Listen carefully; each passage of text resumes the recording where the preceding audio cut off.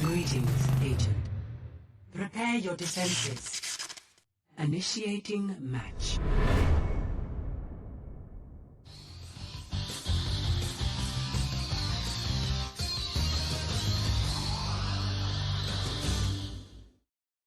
Nani?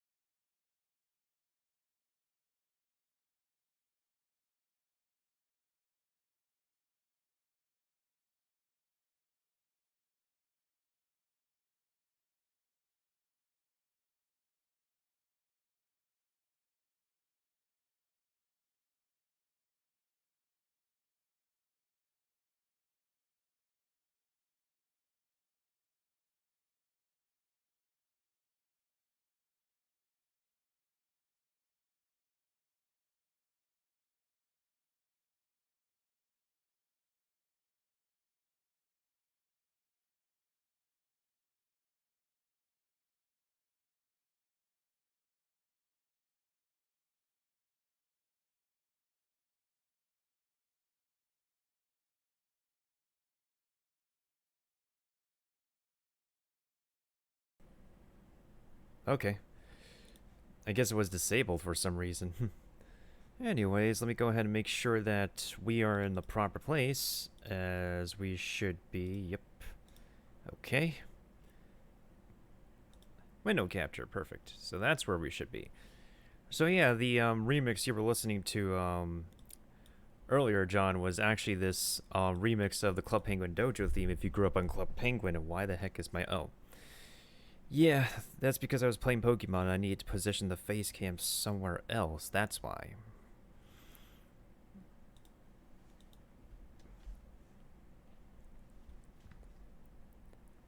And I shall slowly move it down, like an elevator. There we go.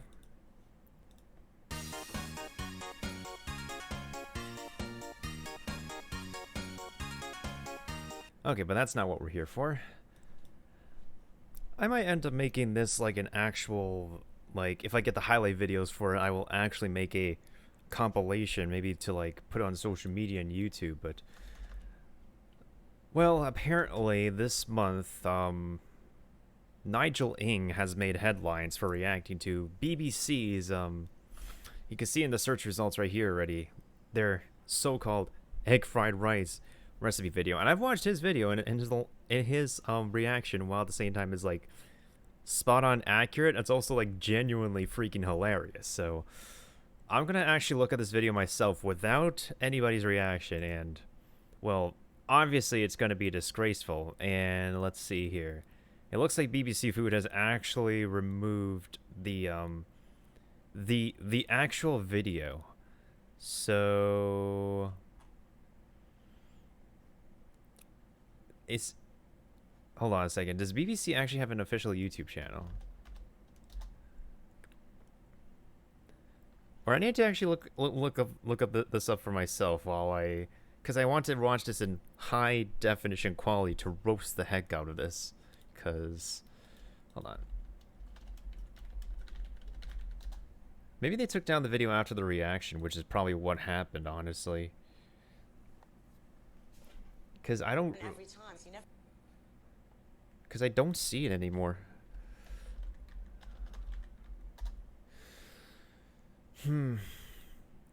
Google... Let's see. Yeah, I think they actually took it down after the reaction video because everybody else are completely reacting to it. Like even CNN covered everybody's reactions to it, and so BBC like took it down themselves. So I guess we're gonna be watching this in very low res quality, unfortunately, which is very unfortunate. And but then again, the preparation is pretty low quality. Oh wait, hold on a second. Maybe we... Nope, we have visuals. We have visuals. We're gonna have to look on Facebook instead. I swear, even if my grandmother was watching this video, she'd be actually rolling in her bed right now. Shakes my head. Like, even she can cook, like, fried rice just as, like, if not as spot on or as decent as like the takeout stuff that you can get in the Is this in HD? What res? Oh my God, we're gonna watch this in high def. We're gonna watch this in high definition. Obviously, this is gonna be like on a scale of Disgraceful to Asian AF. This is gonna be 100% Disgraceful because this is not really the first time that BBC has ever like you know, not portrayed like Asian culture in the correct manner on media. So let's take a look at this and watch for ourselves. All right. Egg fried rice. Don't be afraid.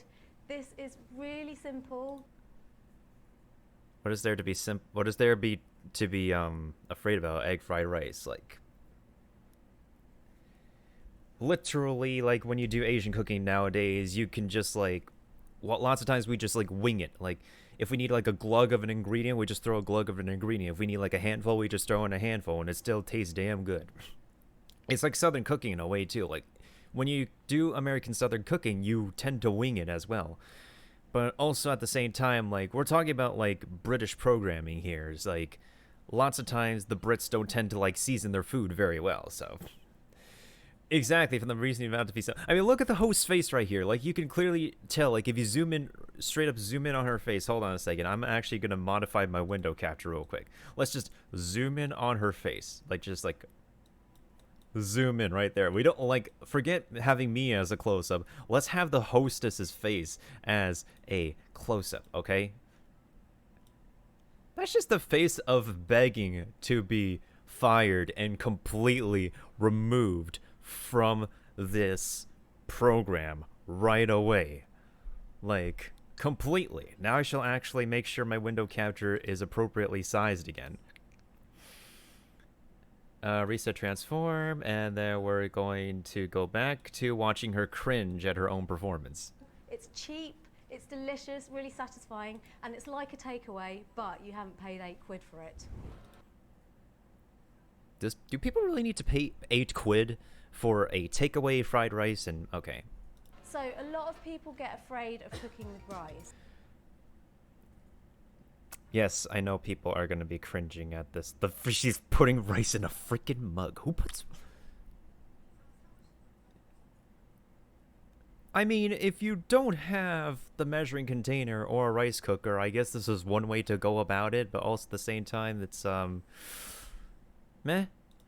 But you can follow a really simple rule, which is for every 1 part rice you have, Okay, so here's something that's pretty fair. I know people are going to be flipping out, oh, she's pouring rice into a pot or whatever. Here's the thing, though. When you don't get the standard thick that, okay, most bags of rice in Asian stores that you get are extra thick, right? But lots of times there are people who would just go to their local market, find 1 box of, like, packaged rice that they would get in the aisle, and just call it a day. And to be fair, most directions for those packaged rice say to like cook rice in that kind of pot, which is completely fine. They were composed, they were made that way. But in most cases, like if this is only what you have, this is kind of fine. But it's still the way that you actually treat the rice, and that will have an effect on how it turns out to be cooked and whatnot. Someone take her cooking license. Well, here's the thing, though. Like, before I continue, Nigel Ng and so-called Uncle Roger and her actually met up, and they're gonna be uploading a video collaboration on how the hostess actually cooks rice. Here's the thing, like, you can't completely give some clout to the hostess. She's only doing what she's paid to do, what she's working for the company, what the company tells her to do. So if anybody should be getting some clout and some shade and whatnot, it's the people who she works for. You can't completely fault the entertainer, like in this case. You're gonna have to. It's BBC, the people she works for, that should be getting all the hate, all the shade and whatnot. Like, she's only just doing her job. I'm sure, like, before she started being on camera for this, like, she just straight up said, you're gonna be pissing off all the Asians in the world for having me do this. And that's fact. That should be fact. Okay, and second of all, why is Asian Cooking 101. Wash the damn rice. Which is, for every 1 part rice you have, you need 2 parts water. It's as simple as that. You know what else is simple? Easiest Asian measuring trick. Just use your damn finger. And just do the finger test. That's it. That's a lot more simple than having to do, like, the freaking, like... Let's just continue the video. It honestly does work every single time. I'm not going to say any more besides the fact that she hasn't really completely cleaned that thing. This is going to cook enough rice for around 2 people. So now the rice is on. Well, at the same time, she got a little bit lucky, because that, if you do the finger test, that looks about, like, a little bit over, but, like, a little bit over the amount if you do the finger test, but also at the same time, it's like, eh? Also, like, she's making, like, 1,000 different expressions. She's like, save me from having to film this video. It's time to crack on with the eggs. I've got a frying pan here. Get that onto a medium heat, and then just add a little bit of oil. Oh, hi, Chrissy. Yeah, so we're watching... Here's the... yeah, we're actually watching the OG video that the meme I posted on your channel is known for, directly from Facebook in high definition 1080p. Let me also give you a shout out real quick, and this is actually a pretty cool thing that we do for... Yes, you can see me wearing my hater blockers because I'm having some clout and hate for BBC. Look at that. We got the shadow pop-ups on here. I know there's people lurking, but I don't care. Like, even the bots should follow Chrissy. She's an amazing streamer. She's also from New York. She's a fellow homie of mine, so go ahead and follow her. Like, bot accounts. Follow her too. Get her to her next follower goal. I don't care if you're lurking. I don't care if you're a bot. I don't care if you're an alien. I don't care if you're an intelligent animal. Go ahead and follow Chrissy right now. Anyways, yeah, so how are you doing today? I think it's usually because, like, we start around the same time that we don't usually catch each other's streams, like, all the damn time. So, yeah, you step into me having the entry number 1. Obviously, this is going to be a complete disgraceful AF, because we're looking at cooking rice videos, particularly fried rice, and see, on a scale of disgraceful to Asian AF, like, how are they? And obviously... we know what the result of this one is. But also at the same time, here's the thing though, like, with the hostess here, like, you can't completely, like, fault her. Like, there's a lot of people in the industry who, like, blame the entertainer if, like, a piece of media goes wrong. But you can't fault the entertainer because they're just doing their job. The hostess here is just doing their job, and she knows, I'm sure she knows damn well how to cook rice outside of the show. It's the people who she works for who should be getting the clout and the shade and all the hate. Because I'm sure before she went on camera to do this, as she cringes at everything that she's being filmed to do, I'm sure she said to her producer and director, you're going to be pissing off all the 1 million plus Asians in the damn world for having me make this video. Alright? Because she's willing to redeem herself with a collaboration with Nigel Ng, aka Uncle Roger, to properly show how to cook rice. And I'm just gonna continue watching what the people who she worked for made her do. Oh, thank you for the lurk, John. I appreciate it. Do what you gotta do, fam. Do what you gotta do. So let that heat up. So 1. I'm going to try and do this one-handed. Well, at least she actually did that genuinely on camera. When I crack eggs, it's just... she is trying, but also at the same time, the pun is just... even below dad joke level. Nope, no problem, Chrissy. Do what you gotta do as well as I continue to cringe at this video for the next couple of minutes. Okay, she's at least using a fork. Because, like, if you don't have a mini whisk, you just use a fork, and, like, the gaps in the fork will still, like, provide air to the eggs when you beat them. Sometimes it depends on, like, the way somebody cooks eggs really varies too. Some people like to have more airy eggs. Some people like to have more like consistent, like solid eggs. I don't mind a little bit air to mine because like I grew up on like cooking in like a more Western fashion to incorporate into like Asian style stuff. But it really all depends per individual. Scramble the eggs up, mix the eggs up. My rice is boiling, so lower the heat. Oh God. That doesn't even look as good as what you would find in a rice cooker. To a simmer. Lid halfway. Once it's on a simmer, you want to cook it for around 10 minutes. Wang your eggs in. Oh, yeah, nice. And then you just want to gently scramble them. Nothing to complain about there. You don't want the eggs to cook too much. You just want them to slightly set. They'll cook more once you put them back in with the rice. Which is a fair point, actually, because, like, because it's a basic principle of cooking fried rice. This part, at least, is a little bit accurate, because, like, it really depends on how much you want to cook the eggs when you get them into the fried rice. When my grandfather cooked my older sister fried rice, I don't know what kind of trick he used, but he kept a little bit of moisture in every bit of, like, egg in the fried rice, which is very interesting. But yeah, like, scrambled eggs tends to be pretty easy and as simple as that, though. And then you just want to put that onto a plate, leave it to one side. Hold on, I need to take a look at that. Go back a frame? Those look a little bit more cooked than I expected. Just a tiny nitpick, though. Okay, rice. Oh, God. Oh, God.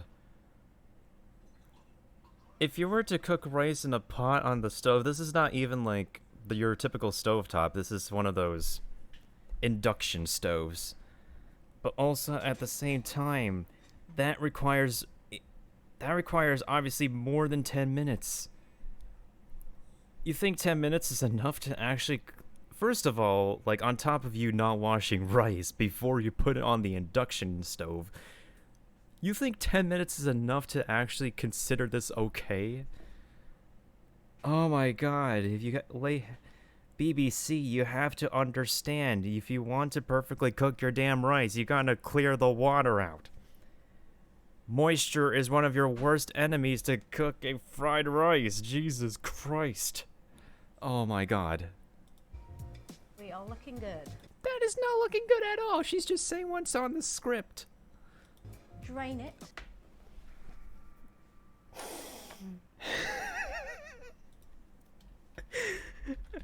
Bruh. I know this. This is the moment that like every single Asian YouTuber and content creator just flip out at. I thought it would be funny enough, but like seeing this for myself, it's just like.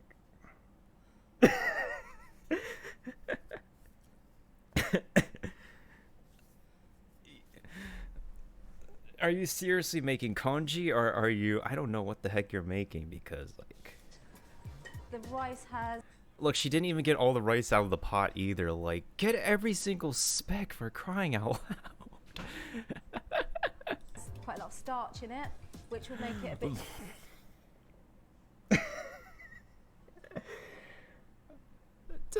Okay, you can't fault don't fault the entertainer, but the people she works for, don't they know order of operations? Don't they actually know order of operations? Oh my God. You clean the rice. You fill the thing with water over the rice. You cook the rice for longer than 10 minutes. And then you can drain the water. What the hell did they actually tell her to do in the script? Okay, let's continue. Gloopy when you're stir frying it. Well, no duh, Sherlock. So rinse it, and that will just keep the rice nice and light and fluffy. It's not going to be light and fluffy. It's going to be freaking sticky like congee. Right, time to chop the veg. Okay, 1 small onion, half a pepper. So it might seem like a bit of a faff doing all this chopping first, but because you're cooking fast, you're stir frying, you want to have everything good to go when you start cooking, so everything will cook really quickly and really crisply. fair. That's the fair amount of ingredients and the fair amount of the stuff that you put in there. Well, everybody's preference for like the ingredients are different too. Like I tend to try to fill up a little bit more on the vegetables and the proteins, so like they will fill me up more than the rice, because what a lot of restaurants I notice tend to do is that they let the amount of rice overpower the amount of condiments and stuff and all the other ingredients, the fixins that you put in, the protein, the vegetables, and the eggs, that they like put that out as like one price portion. But keep in mind that when you're ordering from a restaurant though, every serving size that you get will be like two to 3 meals. And like again, with like Asian cooking, we tend to like throw in a handful of stuff, like a glug of stuff. We just use like our own rule of thumb and consider it okay. But every Asian cook's rule of thumb tends to be different. If it were me, I would make sure that the amount of like fixins would be enough to fill me up more, or fill somebody up more so than how much the rice will make you more hungry, because rice is starch and carbohydrates will keep on making you eat more of the wrong amount of stuff. But anyways, points aside. Time to cook. We are going to stir fry now, which basically means cooking on a high heat to retain the freshness of the food. In go the peppers and onions. Ooh. So you want to cook these for about 2 minutes. With stir frying, you want to keep it moving all the time. You've got a really high heat here, so you don't want it to burn. So just keep kind of gently moving everything about. Okay, that's looking pretty good to me now. And then just add your garlic and ginger. That's a fair color, actually. I don't mind that. Move it all around again for another minute. Oh, that's smelling really good. So now what you want to do is lower the heat to a medium, and then you want to put all the other ingredients in. Hi, how are you? Oh, hey, Lexi, you missed out the juiciest bits of this video, which I am cringing at right now, so... We're reacting to the exact video that a few weeks ago a YouTuber had reacted to with cringe of how BBC views the way to cook fried rice. And it's just... Well, let's take a look at how this rice comes out in the pan. I need to see for myself. It may look presentable, but her treatment of the rice... Here's the thing, like, again, this is probably the 3rd time I'm saying it. You cannot fault the entertainer. You cannot fault the entertainer. Give some clout, give some shade, throw some hate on the people she works for. She's paid for the script that she does on camera to do this, only to get roasted by people online later, by the whole entire Asian community, and now me included. Well, I'm not completely roasting the way she does it, because she's doing a collaboration later with the reactor who became viral, reacting to her video on how she properly cooks rice. But also at the same time, BBC, this is not the first time that BBC like gets clout and stuff for like showing off like Asian culture something in the incorrect manner on their media. And also, how are you doing, by the way, Lexia? That's enough of me like spitting some rants out there. The egg, the spring onions, and the peas. And then you just want to stir it all. Wait, hold on a second. Is that moisture I see? Oh my god. She's at the final stage of the cooking process, and I don't know. I mean, it's not a lot of moisture, but also at the same time, like, can you rely on just... The only type of seasoning I see on there is that she chopped up some garlic. She's throwing in the spring onions now, and there's the ginger. But, like, where's the actual seasoning? Where's the salt? Where's the pepper? Like, there's a lot of Asians who throw in MSG on there. Like, chicken, like, even freaking chicken bouillon, like, the umami, like, spice thing has MSG in it, and that makes fried rice taste hella delicious. Straight up to heaven delicious. But then again, this is the Brits. They tend to under-season their stuff. And then you just want to stir it all together and cook it through. There's not even soy sauce in this. Like, not even soy sauce. And soy sauce has a tiny bit of sodium in it and has a unique, like, pungent, but at the same time like rustic flavor that all like most Asian cultures use. Still a bit sick. Everybody's a bit sick nowadays. For about 3 to 5 minutes. Oh wow, that looks so good. So pretty. And then your soy sauce. I just add a bit to begin with, and then once you're plated up, then give people the option to add more, because you don't want to over soy sauce the dish. That's a fair point. That's done. Time to plate up. The colours are still... Oh my god. Every Asian parent flips.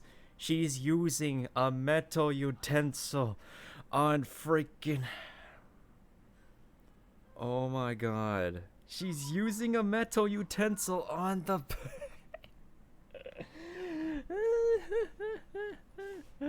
Oh my god. Yo, what's up, Magic? How are you? Wait, hold on. Hold on. Backtrack. Look, she's cooking her rice with a wooden spatula, okay? She's cooking her vegetables with a wooden spatula. She cooks her eggs with the wooden spatula. So why not consistently use the wooden spatula to plate the rice? Oh my god. Oh my god, for flying fish roe's sake. The colours... Oh my god, my ears. I'm being somewhat overdramatic about this, but seriously, that's... Oh my god. That also affects the flavor profile. And also, no, like... Oh my god. They're still vibrant. Oh, my ears. Yummington. I'm going to eat some now. Right, so we go.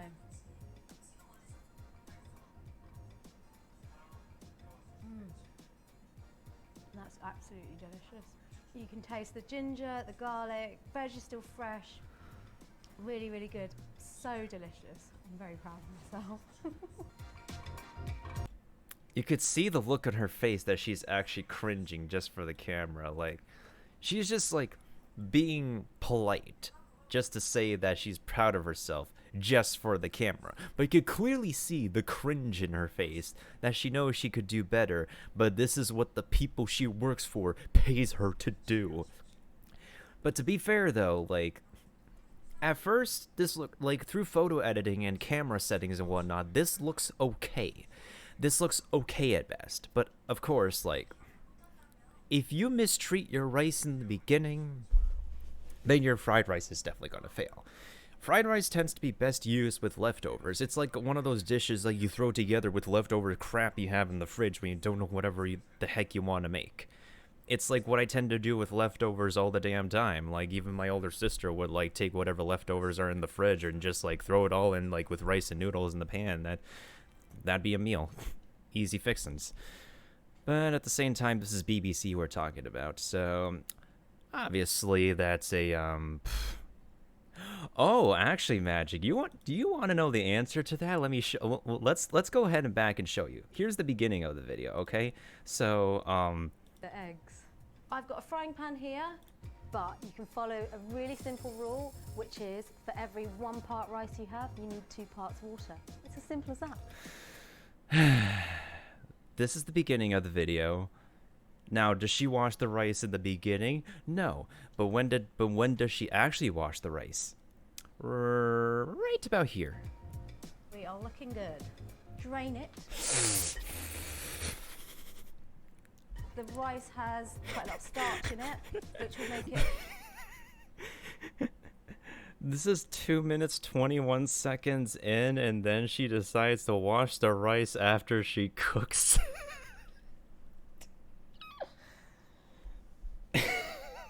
I don't know how to feel. I don't know how to feel, honestly. Like, even... Oh my god. Even my ancestors... Oh my god. Even my deceased family members, if they're really good cooks, will be rolling in their graves. Even my grandfather would be rolling in his grave. Bruh. Yep. She washes the rice after she cooks it for just 10 minutes. And we all know that if you want proper rice, you need to cook the rice for more than 10 damn minutes. Also, at the same time, though, you can't completely fault her. This is probably like another time of saying this. She's just paid to do this. Like, you have to, if you want to throw some shade, throw some clout, throw some hate, throw it to the people she works for, BBC. Like, she's paid to go by the script to actually do this on camera. Like, you could see in her facial expressions that she's just cringing and smiling so hard as best as possible just for the camera, just for the people she works for, but not entirely for the Asian community. Now, of course, this is a complete disgraceful video, but let's go back to the YouTube side of things and see, let's go back to the YouTube side of things, because there's like a lot more like YouTube fried rice videos that we can watch that do catch my attention and work out a little bit better. I've honestly had enough of watching that. Now, Binging with Babish, I've actually watched his channel for a while, and I do give some respect to the stuff he does. He's also based out of New York, and he records from his own like apartment. He cooks different dishes from TV shows and movies and video games, and he does a basics series. Now, he has his own Basics with Babish episode where he cooks his own fried rice. So let's actually see how I've actually watched a little bit of it, but I want to I've actually want to like watch the entirety of it myself while I'm here to actually see how he does. So keep in mind though, like, while Babish is not like, he might have had some Asian tutoring, he might have he like everything that he does in the kitchen is completely self-taught. Like, he's gone through a lot of trials and errors to make all the dishes that he has in the cookbook that he composed at the moment. And his main background in education is primarily video editing, so.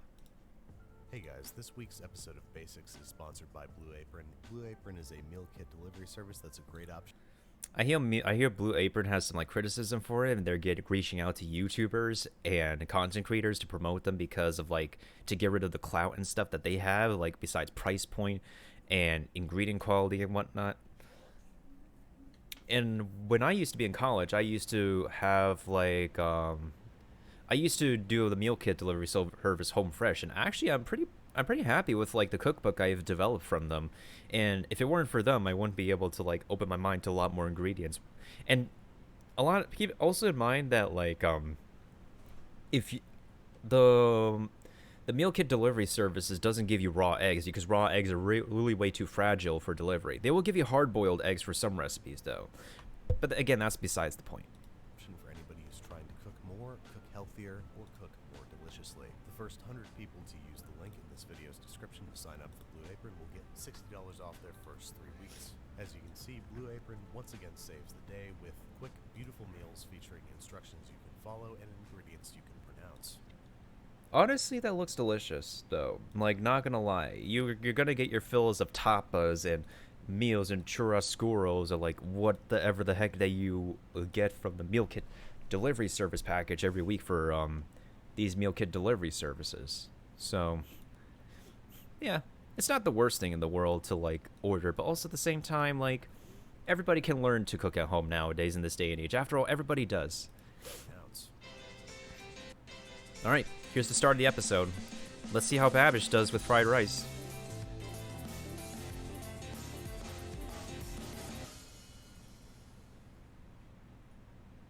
Oh, Alright folks, let's get down to making some fried rice.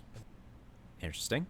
Before you start making your rice according to your manufacturer's instructions, hold up, because first we want to rinse it before pouring it into the specified amount of boiling water. Rinsing rice removes excess starch, which results in a fluffier end product. And after seasoning with a little bit of...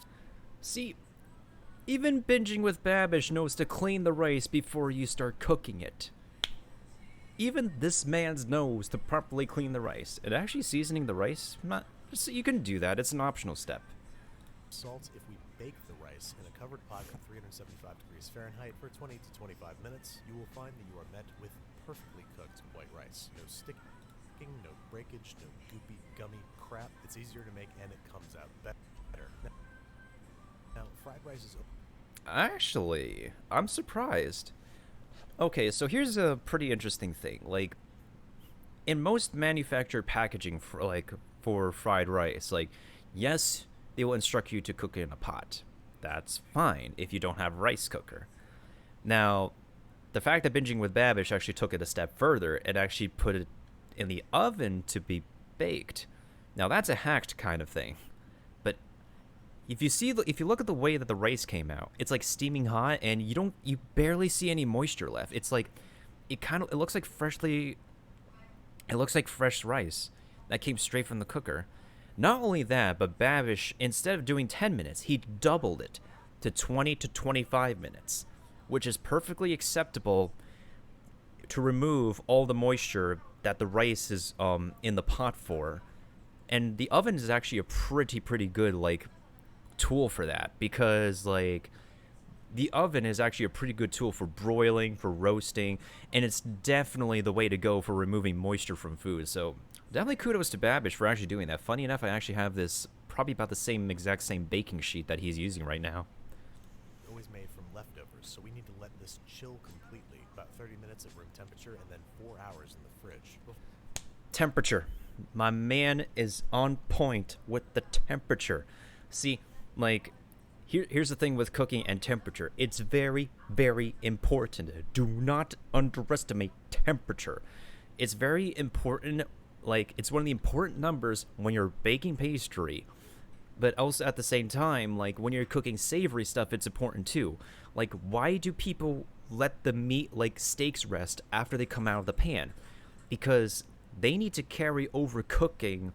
They need to finish the carryover cooking process for like a good 5 to 7 minutes, just so the juices can remain in the meat. It can finish cooking at the right temperature once it's out of the pan, which would be perfect for serving up. If you cut into a steak right after it's out of the pan, you let go all of the juices, it's going to be at the wrong temperature, it's going to be way too piping hot, etc., etc., etc. So temperature, always important. So this is another way to go about it. I wouldn't exactly like, but the way he kind of puts it out there is a little bit forced, in which he just freshly cooks the rice and then just makes it actually forces it to come to the right temperature. It really sounds like the wrong word to use, but like I can't think of another word on the spot. Just for the sake of fried rice. Like, honestly, like, it's perfectly cooked rice, so just eat it with some proteins and vegetables and then store the leftovers you can cook fried rice with. Like, this is an okay approach, but not really the kind of approach that a lot of people would use. But I get what he's doing, though. Before we can even start talking about woks. Woks are fun to cook in, but they really only work on high-output commercial stoves. Home stovetops are going to concentrate all the heat in the bottom of the pot, while the sides are going to remain relatively cold. And since stir-fries are all about high heat, we want as much surface area as possible exposed to the flames. That's another good point. See, it's cool to be, like, trendy and Asian as heck to own a wok. But as he said, in most, like, home stovetops, like, it's not entirely possible, because if you look at the structure of your home stove, like even the stove in like the kitchen in our apartment, like this is what it looks like. The wok won't entirely work because like it needs the heat will only be amassed in the center of it. My grandma cooks with a wok, but she finesses it in the way because she wants she cooks in the traditional way because it would work for her stovetop. And the way she uses the pan works because she's distributing the heat that gives off the stove right into all corners of the wok to try to distribute it as even as possible. It can work with or against you in the sense of like cooking a stir fry. It's not most practical, but it's like a solution. But in most cases, when you're using a wok at home, you will only get heat primarily in the center. So this is actually a pretty okay solution to use at the same time too. After all, like a lot of households would own this kind of pan in the meantime. So this wide nonstick pan is perfect. Once it's preheated, we're going to hit it with a little bit of vegetable oil and add 2 beaten eggs. These are going to cook really quickly, and we don't want them to brown, so keep them moving until they just barely form into curds, and then set them aside. Wipe your pan clean, add a little bit more oil, and it's time to add the protein of your choice. I'm going with shrimp. And just like the eggs, we're going to keep these moving and saute them until they are just cooked. Give them a little flipsy-do so you make sure that each side is nicely caramelized, and then we're going to dump them right into the large bowl in which our eggs are already waiting. Then Something I really am iffy about at the same time is just that, like, the amount of moisture content that he does have in the shrimp. Yeah, I'm really out here dropping facts because, like, dude, like, if I'm not like if I'm not out here like eating something from a restaurant, like whenever I'm at home alone, I would just grab stuff in the fridge and just throw it in the frying pan. One of the things that really is concerning is that, like, how much moisture content are you getting out of your rice when you cook everything together? Because, like, if you look at the shrimp, he didn't pat it dry. And one of the enemies of like stir frying stuff is moisture. If it doesn't evaporate quickly, it's gonna like see. While his shrimp are at the correct color, it's like you leave some residual moisture behind that just gonna exudes out. But I know it will steam out, but he doesn't necessarily have to, like, you know, clean out his pan every single time. Well, you can clean out your pan to get out the dirty, like, brown bits, the charcoal stuff that you don't want in your end product, but also at the same time, like, moisture. You want to decrease the amount of moisture content for the end result no matter what. But he also has the right idea, though. Like, some people have a certain order of, like, what do you throw in first when you're actually putting everything together. There's some recipes that'll be like, just throw in the aromatics first, which you throw in the aromatics first, then you do the vegetables, then you do the protein. But also at the same time, if it's raw protein, you have to throw that in first because it takes longer to cook than vegetables. If you want to maintain the integrity, the rigidness, the fibrous material of the vegetables that you're cooking. If you're out here, like, with vegetables and stuff. So, him doing the protein first and getting that out of the way, at least is something that can be moved aside for now. Nicely caramelized, and then we're going to dump them right into the large bowl in which our eggs are already waiting. Then we're going to give our pan one last wipe down, hit it with one last glug of oil, and we're going to enter the final phase of cooking by starting with some shiitake mushrooms, sauteing until they've given up all their moisture and they're just starting to brown. Then I'm going to add some frozen peas to give my fried rice a nice frozen pea vibe, and a generous double handful of chunked up ham. Whoa. Oh. This man's out here with the ham. You don't really have the young Cho Fan without actually having any ham, dude. But yo, this man's out here throwing cubes. You go to a restaurant nowadays, you only get like thin, small squares of ham. This dude's out here throwing the cubes in there, like dropping them like there's no tomorrow. One thing I'm also curious about is that this man's out here didn't throw in any aromatics in here. That's like something that like he hasn't done. But at the same time, if you think about the sodium content, like, mushrooms, if you cook them down really well, they will actually give off an umami vibe. Like, not a lot of people like to eat mushrooms by themselves. Mushrooms really need to be cooked in a sauce or like seasoned and stuff to remove that earthy flavor that not a lot of people hate. And when you bite into a mushroom that's like fully cooked and fully like integrated with everything else, it won't taste like mushrooms anymore. It just feels like vegetarian meat, essentially speaking, like vegetarian protein, but it's not actually like protein. It's freaking mushroom, but it's just not mushroom anymore. It like lost its identity after being cooked and stuff for so long. But yeah, I think he's probably just relying on the salt content in the ham alone, which is okay. And if he's going to add in soy sauce later, then that will probably help too. Just sauteing these over medium-high heat until everybody's nice and warm and happy. Make sure to pick up every individual ham cube and inspect for browning. Number 67 is looking good, so it's time to add 2 cloves of crushed garlic and continue to saute for another 30 seconds. Interesting. But then again, that's a fair point because, like, it's a fair point to also add in his garlic right now because, like, the aromatics can, like, burn easily at the same time. But usually a lot of recipes would follow the aromatics in the pan first to flavor the pan, which will then flavor your fixins, your protein, and your veggies in order to actually, you know, get that correct for the rice. Until it's just starting to get fragrant, and then it's rice time. We're adding about 4.5 cups of our quote-unquote leftover white rice. See, even like after he has a little bit, like 1 small serving for himself left. Like, my man should have actually consumed the rest of his rice and then properly take the leftover from the fridge to use it in this recipe. But he's just like, he cooked rice just for the sake of making fried rice first, which really kind of works backwards, but whatever in this case. Quote, leftover white rice. And then I've got a mixture here of 3 tablespoons each oyster sauce and soy sauce. Ooh. That's where the flavor's gonna come in. This man's out here using oyster sauce, yo. I'm going to add to the mixture as we crank the heat to high. That's actually gonna provide some very rustic colors too. You can also add in fish sauce, but keep in mind that fish sauce actually can be overpowering. That's a very difficult word. Overpowering as well. Like oyster sauce at least has like an extra sodium kick and a little bit of an umami element. You can also add the fish sauce to add a little bit of sweetness. You can also use like rice wine vinegar, some mirin, some sake or whatever. But those had to be used the sweeter sauces and stuff have to be used sparingly because they can be overpowering sometimes if you don't let it cook down like long enough. And let this guy saute. Break up any major clumps and fry the whole affair together for about 3 to 5 minutes until it looks like everybody's gotten to know each other. Then it's time to invite our work friends to the party, let everybody mingle, and hope things don't get too awkward. Hope things don't get too awkward. The extra member that you're introducing in there is a little bit of moisture left from the shrimp. And frankly, you could have pat your shrimp dry before before getting everybody to mingle with each other. But what if the moisture all left the party after it's all over? Then I guess that's fine.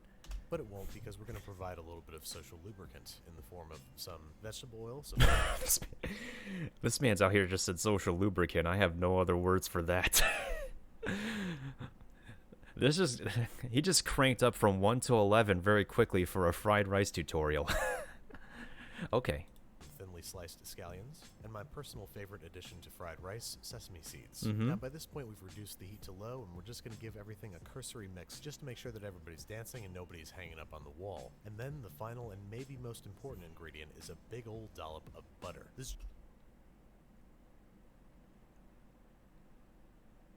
Even I don't add butter in my fried rice, but I'm very curious. Just going to amp up the richness of the fried rice and assuage any worries that you had that this isn't going to taste awesome. There you have it, folks, your very own homemade fried rice. As you can see, this dish is incredibly easy to make and can be tweaked 1,001 different ways to either use up what you've got in the fridge or appease the picky eater in your life. It can be made healthier, fattier, meatier, or entirely vegetarian. And so if one of your New Year's resolutions is to get cooking more, this is a great place to get started. I'll see you guys.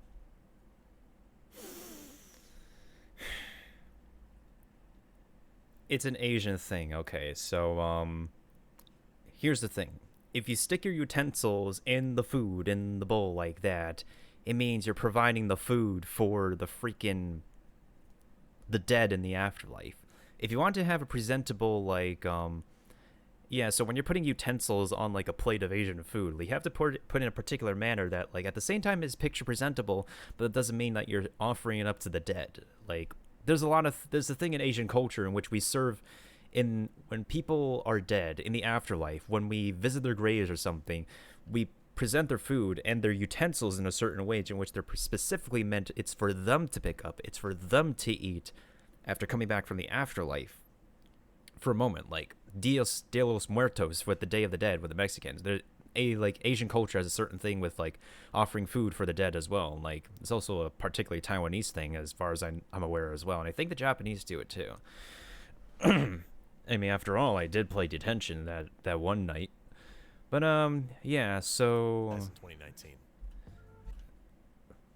Overall, like, I would say his preparation is a tiny bit better from the tragedy that we watched in the beginning. So I'll give him credits for that. I'll give him credits for washing the rice first and actually cooking the rice longer and like using the pot in the oven in place of a rice cooker. That works too. The one thing I kind of really am iffy about is him actually specifically like making the rice just for fried rice and not eating it for himself first, and not like, I don't know, like I get that temperature is important in cooking, but also at the same time, like it's like stale bread with French toast. Like the staler the bread, the better it is for French toast or bread pudding. And it's the same case with rice. Like the longer it lasts in the fridge, the staler it gets, the better it is for fried rice. Like there's just like a scientific component to that. Like even Adam Ragusa would explain it like pretty well and get that point across. What else? his protein preparation could have been a little bit better. Maybe a little bit of seasoning would be nice. But I think he's primarily relying, which is okay, relying on the salt, the sodium content in the ham and the oyster sauce itself and the soy sauce to bring out the flavor and whatnot. And it's perfectly fine if you're not adding in MSG and whatnot, because like MSG chicken bouillon, that's where the flavor comes into a lot of things. It's perfectly safe to eat. People who have that particular fried rice sickness, the fried rice syndrome, are just like they have particular issues that they need prescription for. You can't entirely fault MSG for like medical problems just because it's like it could be just your human body working differently than others. A lot of people's bodies have worked differently than others. There's people who have diabetes. There's people who are lactose intolerant. A lot of people have peanut allergy or something. You might have a particular allergy to a particular content in a particular piece of food. Like MSG is in a lot of snacks all the time too. Like, why are people so addicted to eating like more than the right amount of serving per snacks? Because there's freaking MSG in snacks, for crying out loud. But otherwise, I would say like I wouldn't give this like a completely Asian AF kind of thing, nor is it disgraceful as well. I would say it's like a decent 7 out of 10, I would say. Because there's some stuff that I don't completely agree with him in his way of preparing, but also at the same time, it's like, what can you do? Like, he's self-taught it by himself. If it works for him, it works for him. Oh, actually, not while we're out of here, Mr.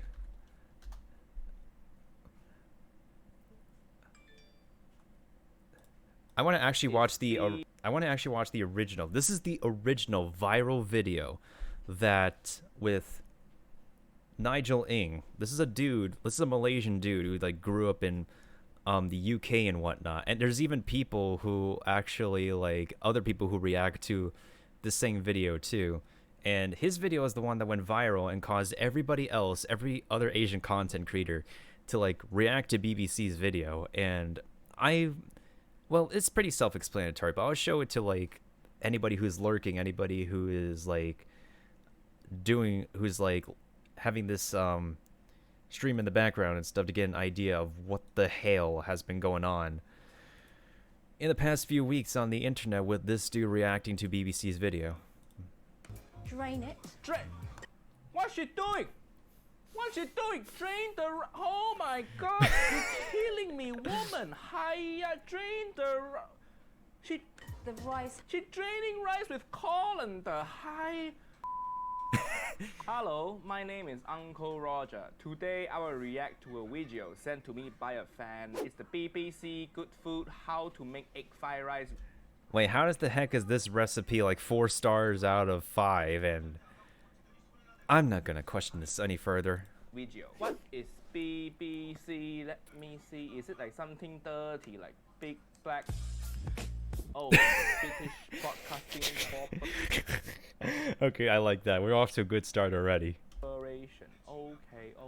That BBC is okay. Uncle Roger not into the other BBC. Let's play the video. I like how he's like going off with a typical Asian accent that you sometimes hear like in like Asian speaking people saying English. Like you go to Singapore and you encounter like every other Asian who speak like this in this accent. What are you doing? You have like the high pitched and whatnot. Like they're trying to say like English but in their own like, you know, vocal tones that they learn from their native language besides English. Egg fried rice. Don't be afraid. This is really simple. It's cheap. It's delicious. Really satisfying. Rice. Don't be afraid. Don't be afraid.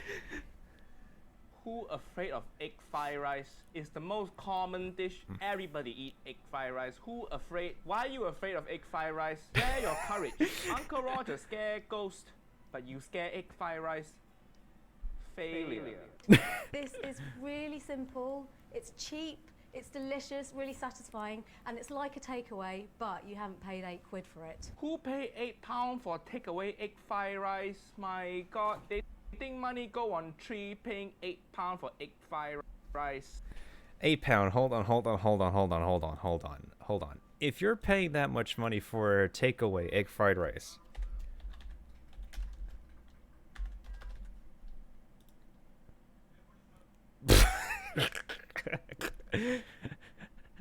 That's like $10.50 for a takeaway fried rice. Am I supposed to be surprised? Not entirely. But also at the same time, that's a little bit above the average for the average price of a fried rice from a Chinese place. Like, honestly. Why would you charge $10.50 when you could just bring it down to like $7 or $8? That's like fine enough for like maybe 2 to 3 portions. I'm already afraid of the video. I was already afraid of the video. Hi.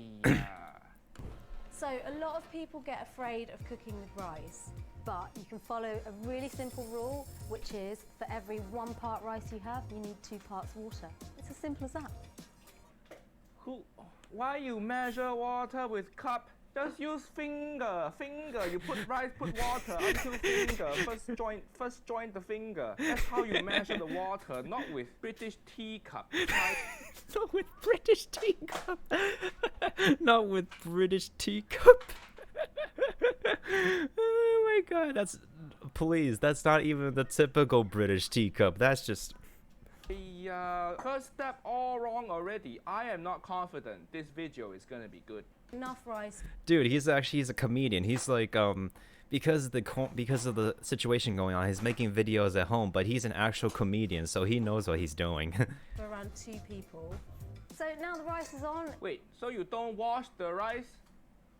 How you don't wash the rice? Just cook the rice. Now the rice stinky like you. Where you live? Not the rice stinking like you.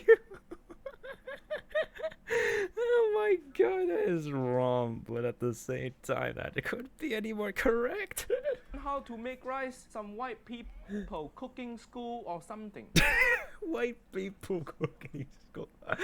We have every right to say that. Oh my god, all the white people memes on the internet. I love how this guy puts the Snapchat filter on himself, like the typical TikTok filter or something on his face. That just amplifies the comedic aspect. So now the rice is on, it's time to crack on with the egg. Oh, haha, crack on. I see what you're doing. So punny, so humorous. I dying laughing. I dead now.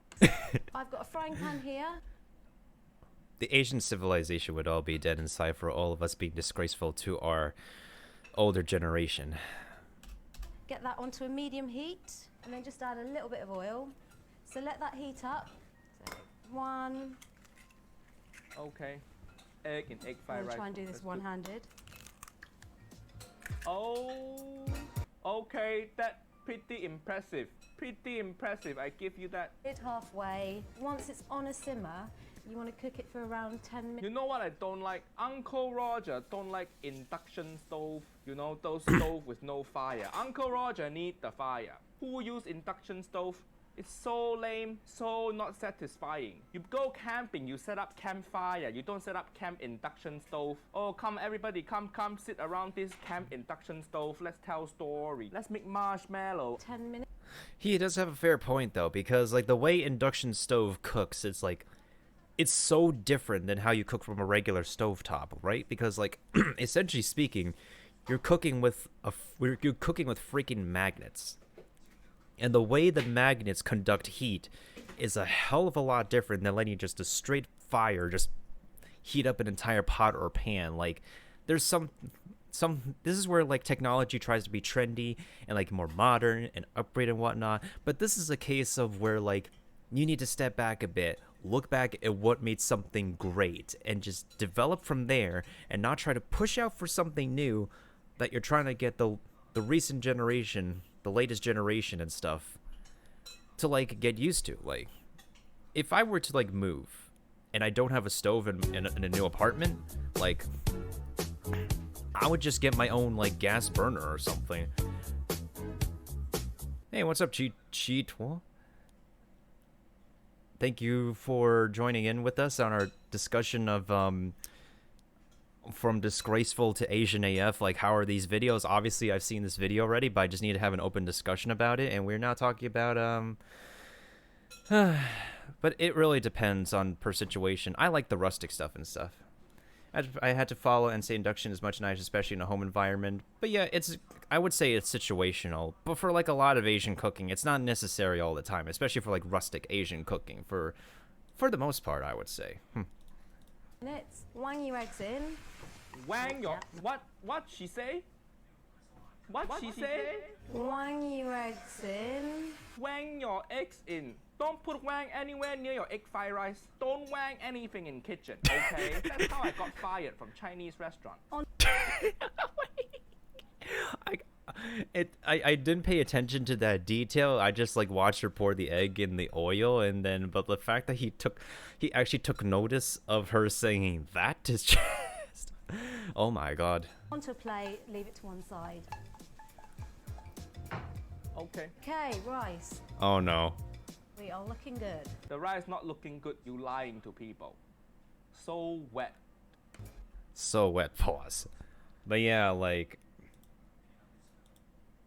you think unless you're using a particularly packaged brand fried rice that is processed and wrapped on and whatnot, like, it does not take 10 freaking minutes to get a rice done in a pot. Like, even Binging with Babish said, go for 20 to 25 minutes and boom, he got fluffy rice from the oven. Most of the moisture that he had before is gone. He cleaned the rice right before I've said my points. Lying to people. So wet. Drain it. What's she doing? What's she doing? Drain the rice. Oh my god. You killing me, woman. Hiya, drain the rice. The rice. She's draining rice with colander. Hi. How can you drain rice with colander? This is not pasta. I've never seen anyone drain rice. If your rice too wet, you fucked up. Don't bring colander into your rice cooking. Hiya. Get a nice rice cooker. Don't mess with saucepan like this lady here. Don't mess with colander. If your rice too wet, you recook the rice. No way to save wet rice. Has. Except if you're making congee or like rice soup or something like that. But otherwise, if you really want the drier rice, the firmer rice, just start all over. It pays off to be patient, to wait for nice, fluffy, freshly cooked rice or freshly baked rice if you want to go the Binging with Babish route. If you can't, for some reason, get a rice cooker. Quite a lot of starch in it, which will make What the hell? What the hell? Uncle Roger is so upset. I put my leg down from chair. Why are you running water through rice? You're ruining the rice. First you use colander to dry the rice, and then you put water. Then why bother drying the rice? Who cook rice like this? How did this woman get on BBC Food? They never asked Uncle Roger. Uncle Roger teach masterclass on making rice, but this woman, colander on the rice, then water through the rice. This is, oh. Uncle Roger sad now. Okay, so here's where my criticism comes into play. Like, he's putting blame on the host, but like the main again, it's not entirely her fault. She's just following the script. She's just only doing what she's paid to do. It's because it's the people who she works for tells her to do that. And honestly, shame on you, BBC. Shame on you, BBC. And I've had British food before. Like, some of it is real nice and whatnot. And what I can say is that, like, if you want really like the most seasoned food in the UK, just go to freaking Nando's. Like, go to Nando's. Their chicken is a lot more flavorful and a lot more seasoned than any food you can get, like any traditional British food that you can get, honestly. Now, and then just add your garlic and ginger. Garlic, ginger, okay. Classic Asian seasoning. Okay, this one okay. And then you want to put all the other ingredients in. Rice. Oh, the sad, gloopy rice that ran through colander. The egg. The spring onions. And peas. And then you just want to stir it all together and cook it through for about 3 to 5 minutes.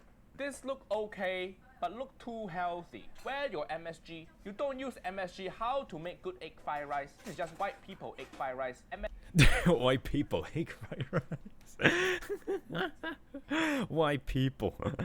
MSG is the king of flavor. If you sad in life, use MSG. If you happy in life, use MSG. Put MSG in everything. It'll turn it better. You just get a baby, put MSG on baby. It'll be better baby, smarter. And that's done. Time to plate up. The colours are still vibrant. No. Clunk. You're using metal to scrape your saucepan. Hiya, this is non-stick saucepan. Cannot use metal. Hiya, your parents never teach you. If I use metal on saucepan at home growing up, I will be this old. No more parents. Why are you orphan? I use metal on saucepan. Mom don't want me anymore. Very few things break Asian people heart. One is when your rice run out. Number two is when you scrape pan with metal spoon. First my wife leave me, now you scrape pan with metal. Hiya. Uncle Roger want a suicide. He's not wrong though. Asians get very pissed off at the littlest things.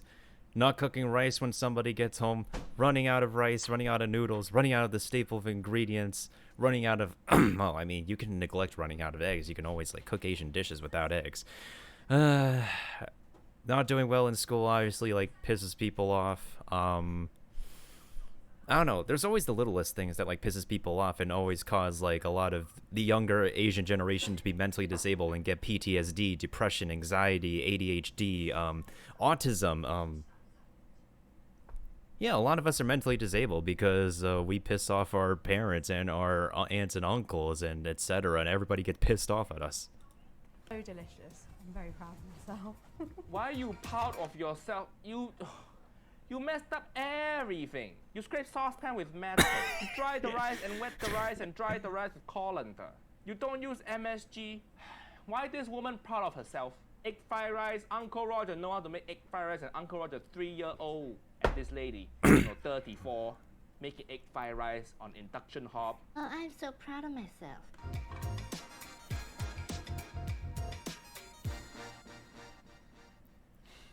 BBC Good Food, this is not good video. People use this video, make egg fried rice, and they think egg fried rice disgusting. Not good for Chinese culture. BBC Good Food, next time you want to make egg fried rice video, ask Uncle Roger. Uncle Roger teach you proper technique, the Asian way. Follow me on Instagram. This is my Instagram, it's my nephew Nigel. He set up Instagram for me, he managed my Instagram, but follow the Instagram. Bye bye. Oh my god. That is so epic. That is so epic. That is amazing. Oh my lovely Jesus. Okay, so here's actually the blog post from the host herself of meeting Mr. Nigel in real life and confirming that they're doing a collab together. Hey Instagram, guess who I just had dinner with? This lady! Egg fried rice lady! Go follow her. Her shots are really good. She's a great presenter, really funny. But don't post anything mean on Instagram, alright? Otherwise Uncle Roger will come for you. He will come for you because whilst this guy's blown up like nobody's business, I've been trolled. I know how to. Okay, I'll just make a quick point. Yes. I was doing a job for the BBC presenting their recipes. I know how to cook rice, and that's all I'm saying about that. And that's going to be our next video. Yeah. Uncle Roger's next video is going to be going to Hersha's place, and she's going to show Uncle Roger how she actually makes rice the right way, the And maybe Indian punch way. him in the face a few times. Yeah, we can. We'll talk about that. I didn't agree to No. that. But look forward to that video. Go follow Hersha and subscribe to her YouTube channel as well, and we'll see you in the next video. See you later. Bye. So, see, she confirmed it herself. She was doing a job for BBC. And so, again, this just backs up my point. Don't fault... Quiet phone. Don't fault the entertainer. Fault the company. Fault the people who she freaking works for. Like, oh my god. I have, that's like... Oh my god. Oh my god. I don't know. I really don't know. Because, like, there's a lot more, like, people who are, like, Asian people, content creator, who, like, grew up in westernized parts of the world and actually showing people, like, it's not, there's just more than just, like, food for the Asian culture. But when it comes to the Asian culture, we're a lot more for our decorations and food. And the thing that we relate to the most is just how discriminatory every generation of the Asian community is to, like, to each other for the most part. and how like that can be made fun of by like other people. It's just amazing, really. Anywho, this guy Quan Tran, he's a Canadian Vietnamese person. I think I've seen this video before, and he's actually using a wok on the right cooker, like his own grill outside. Hands down, like that would probably be like the best video for fried rice today. Hands down. Probably the most Asian AF video, so it's probably automatic right there. Plus, it's going to be taking a little bit too long for me to react to. But there's something else, though. There is Epicurious. Now, I've watched Epicurious's content for a while. They compare, like, differently skilled chefs' way of treating recipes to one another. This one's 4 levels. Well, it's not completely like 4 levels of fried rice. It's technically 3 levels, and you have a food scientist analyzing, like, how each person approaches the recipe, which is actually fine. So, I've already said my point about the previous videos, but I'm actually interested in this one for the most part, so this is probably going to be, like, the last one I'll be looking at, just to see, like, how you can see from the viewpoint of an amateur versus somebody who can, like, you know, cook this as an expert. Hi, I'm Emily, and I'm a level 1 chef. Of course she's a level 1 chef. She's the most level 1 chef on this entire show.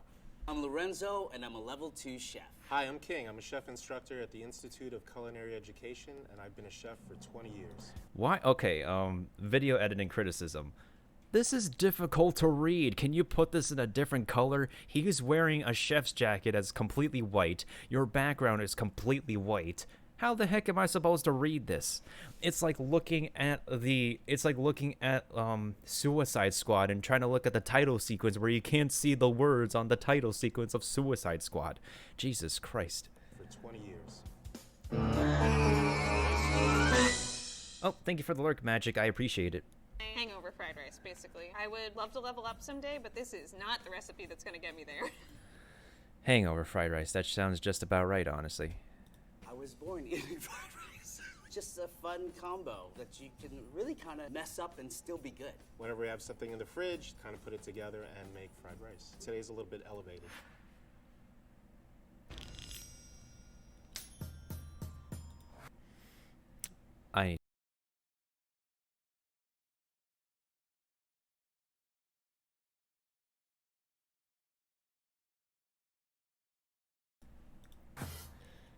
You could say I'm just allergic to anybody who mishandles something when the process of making this rustic, thrown-together dish. The first element of fried rice is rice. I like using Day-old day-old rice. rice. It's dried out a little bit. It's not sticky. You don't want to have a clumpy fried rice. Sometimes you don't have old rice, but you still have a hangover, so you have to figure out what to do about that. In this case, it's going to be make rice. This is our day-old long grain rice that we'll be cooking today. So what I have here is just your standard Uncle Ben's type of rice. I'm going to mix it with water. So I'm going to bring this rice to a boil. Go, go, go. I'm going to cover this up and bring it down to a simmer now. And I'm just going to leave it 10-ish minutes. Oh my god. Why is she also going for the 10-minute mark? What makes people think they can get perfectly cooked rice in 10 minutes?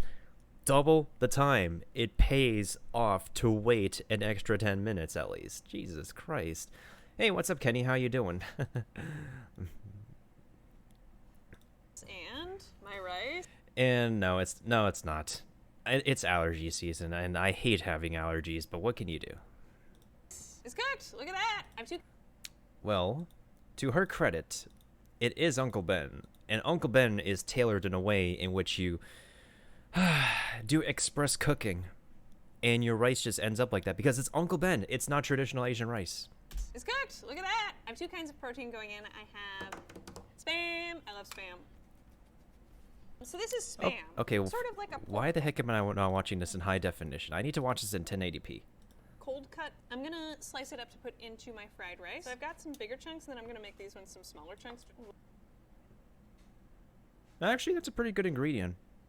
If you're doing Hawaiian style, this is definitely the way to go because Hawaiians love Spam. Well, actually, to be fair, a bunch of Asian like cultures, like a lot of Asian people love Spam for the most part. When treated correctly, it actually works pretty well, even though it's like much more processed ham. What's the best rice type in your opinion? That's a very good question. It really depends on who you ask. I like a fair mixture between regular brown and white rice, just so you get the best of both worlds. And like Korea has like their own multi-grain type of rice that will actually make the rice more fibrous, more protein enriched, and it's also freaking colorful as well. It's so appetizing to eat. So I like my mixture of rice, but not really jasmine rice or like long grain rice, just like the typical like rice that you would have at your table with brown rice and the Korean multicolored multigrain rice. It's pretty amazing in my opinion. A little spam surprise in every bite. Here. Today I have 10 jumbo shrimp. Take the heads off, Everybody's going for the jumbo shrimp. Okay. On jumbo shrimps, where is that? the tails off. I just like to squeeze the end and pull it off in one shot. These are really plump and yummy. We are going to also devein them. We're going to... Not a lot of Asian places devein their shrimps, or just straight up throw frozen shrimps into the pan and just call it a day. I don't really know how to feel about that. Put that in there. We're not going to eat that. And our shrimp are clean. Put a little lemon juice in it. I'm just marinating it slightly. 2 cloves of garlic. Add like salt. I think his shrimp are like pre-deveined, because like if you look at the bowl, like you could clearly see that the back is already split open and you can already see the vein just already yoinked out of there. Pepper to it and crush it. Now let's add this delicious sesame oil, and I have dill. Is that spicy sesame oil? You sure that's not a little bit overpowering? Sesame oil makes or break people. I don't know how to feel about that much. And look, given by the color of that, I can tell it's like it's either a mildly spicy one or he's actually throwing in like some bits of sesame oil. But if it works for the marinade, it works for the marinade. But the smell, like it can hit you, it can slap you in the face. It will either be pleasantly good or you will not like it. Dill's fun. Mix this all together. It smells really good. And there you go. Marinated shrimp. I have Eggs. This is really not for beginners. I am just going to crack 6 eggs. It's a complicated procedure. Am I going to attempt a ninja? Am I going to attempt the ninja? Yes! That was tough. Pepper. Salt. And I'm just going to whisk this. It looks like he's added air into his eggs, which I actually do too. Seasoning your eggs also is a little bit optional. Like, it's a little bit more flexible for like eggs. When it comes to like regular protein, it like matters a little bit more. That is that. And these are my proteins for my fried rice. Now, this is easy peasy. This is Chinese sausage, which is so delicious, my gosh. We're going to cut this in small rings. Ooh. I mean, there's Chinese sausage, but like, please, for the love of God, at some point in time, go to a Chinese restaurant and grab the Taiwanese sausage, though. That is the stuff, though. It's cooked. I could take a bite out of this if I wanted to. I'm going to use it as a topping. Next up, we're going to cut our chicken, slice it around the same size as our shrimp and our sausage. Okay. Vegetable. That's going to be a lot of proteins. This dude's got shrimp. This dude's got sausage. This dude's got chicken. Who is he feeding? An athlete? A bodybuilder? That is that.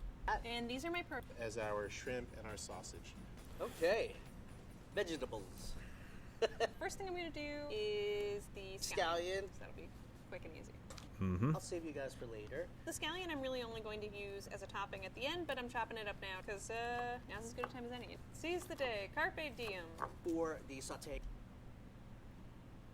Please, for the love of God, if you are using a scallion, please use the entire thing but the butt end where the stems are. My vegetables, I like using these bottom portions. Are my knife skills incredible? Yes. Just a little fancy. It's nice to have it a little fancy sometimes. For the garnish, we're just going to use the green tops of the scallions. scallions. A slice on the bias and nice and thin.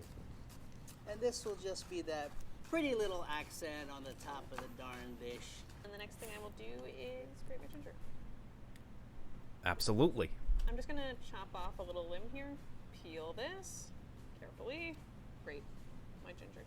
And we've got our ginger. I have some frozen peas. We've got delicious, crunchy water chestnuts. Let's do garlic. I'll just take my chef's knife and just smash. Slice The Anne Burrell way. I have some minced garlic, which I had already pre-minced. I like the smashed garlic a little better because if you slice this too small, the little pieces of garlic will burn. And there's no garlic. I smash my garlic too, actually, and I find it really effective somehow. Amazingly effective when you, like, after you chop up some smashed garlic. It's a Food Network technique thanks to Ann Burrell. I have 2 carrots. Do I have to peel this carrot? I never do. I really never do. I just wash it. It's fine. Easy prep. Carrots are difficult. They're so tiny and rolly. Something that makes life a lot easier is to cut things in half so you have a flat surface. So that I still shave the carrots, honestly, of their skins. It's not really a pleasant thing to always eat the skins of some of, like, a lot of root vegetables, but you do you, fam. they don't roll around. Cut it in half. Oh, did she just give good advice? Damn. I'm gonna watch this back and be like, Emily, you gotta work on your knife skills. A little thinner because I want to cook evenly with everything else. And I think we're just about ready to go here. And then I have green beans cut maybe 3 times in a bias. And I have, oh, wow, I love mushrooms. These are pretty big, so all I'm going to do is cut this in half. Now, our Napa cabbage, I'm just going to slice This man's going for the Napa cabbage. That's the kimchi cabbage. it up. Boom, boom, and Onion. For me, that's a staple of fried rice. We are going to actually just use half of it. Onions kind of give me gas, so I undershoot a little, you know? Shh, don't tell. Follow the lines of the onion and just slice right along with the onion. Ugh, really putting me to work today. Easy. And there's our onions. So I've got my onion all. Not all of them dice the onions. I usually dice the onions so they shrink a little bit better, and also, like, yeah, they break down and shrink a little bit better, and they brown up and give you those nice crispy bits that you want when you get the aromatics in. But I think it's just a personal preference kind of thing. All chopped. The edamame has already been shelled, so those are ready to go. And we have our vegetables. So let's go, folks. Let's do it. So the top chef decides not to use egg in his fried rice. Interesting. The next thing I'm going to do is I'm going to cook all of my stuff together, make some fried rice. I'm going to cook our rice in a wok. We're going to use canola oil. And I put in my butter. And then I'm going to put my onions and carrots. Some garlic. I like to start off with the egg. Don't worry if it gets browned a little bit, it's delicious. There's a fine line between toasty and burn. We don't want burn, we want toasty. I have a tendency to accidentally burn things because I don't have a great sense for cooking. Go figure. They're starting to get a little brown and translucent and yummy looking. Okay, you look fantabulous. That's a little bit more cooked than I imagined, but I can maybe if there's a little bit tiny bit of moisture left in the eggs. I know like a lot of people don't like the word moisture just for ASMR reasons. I'm wearing a bass boosted headphone and I'm like listening to myself a little bit. Those look a little bit more cooked than usual. What I'm noticing in these videos is that like they cook their eggs a little bit longer than expected, than what I would have expected for like, you know, fried rice preparation, but to each one their own. So I'm gonna toss in with my garlic and my ginger and my spam. I'm gonna start trying to brown that spam. A little bit more vegetable oil. We're gonna get our Chinese sausage. We're gonna build more flavors into that. You have to poke it a little bit whenever you make sausages. We want that fat to flavor the onions, to flavor the garlic, which in turn will flavor everything else we put in here. And now you can see the juice is bubbling inside. Chicken takes a while to cook, so let's put some chicken in there. My sausage that's already been cooled, just to be fancy. We're just gonna cut it on an angle. Okay, no. What's cooking, good looking love? Yo, what's up, player? How you doing? Thank you so much for the bits. I appreciate it. Oh, we're just actually going over fried rice videos, actually. You actually missed the worst of the worst. So, we're going to, like, the critical version of the critical. So, we're comparing 3 different levels of fried rice cooking, from an amateur, a home cook, and a professional chef. So, we'll flavor everything else we put in here. And now you can see the juice is bubbling inside. Chicken takes a while to cook, so let's put some chicken in there. My sausage that's already been is that some brown residue from the previous thing? cooled, just to be fancy. We're just gonna cut it on an angle. Okay, no. Chinese sausage is prepped. This is starting to look really delicious. I'm getting a lot of ginger in terms of the smell. Now we're gonna say hello to the Shrimp.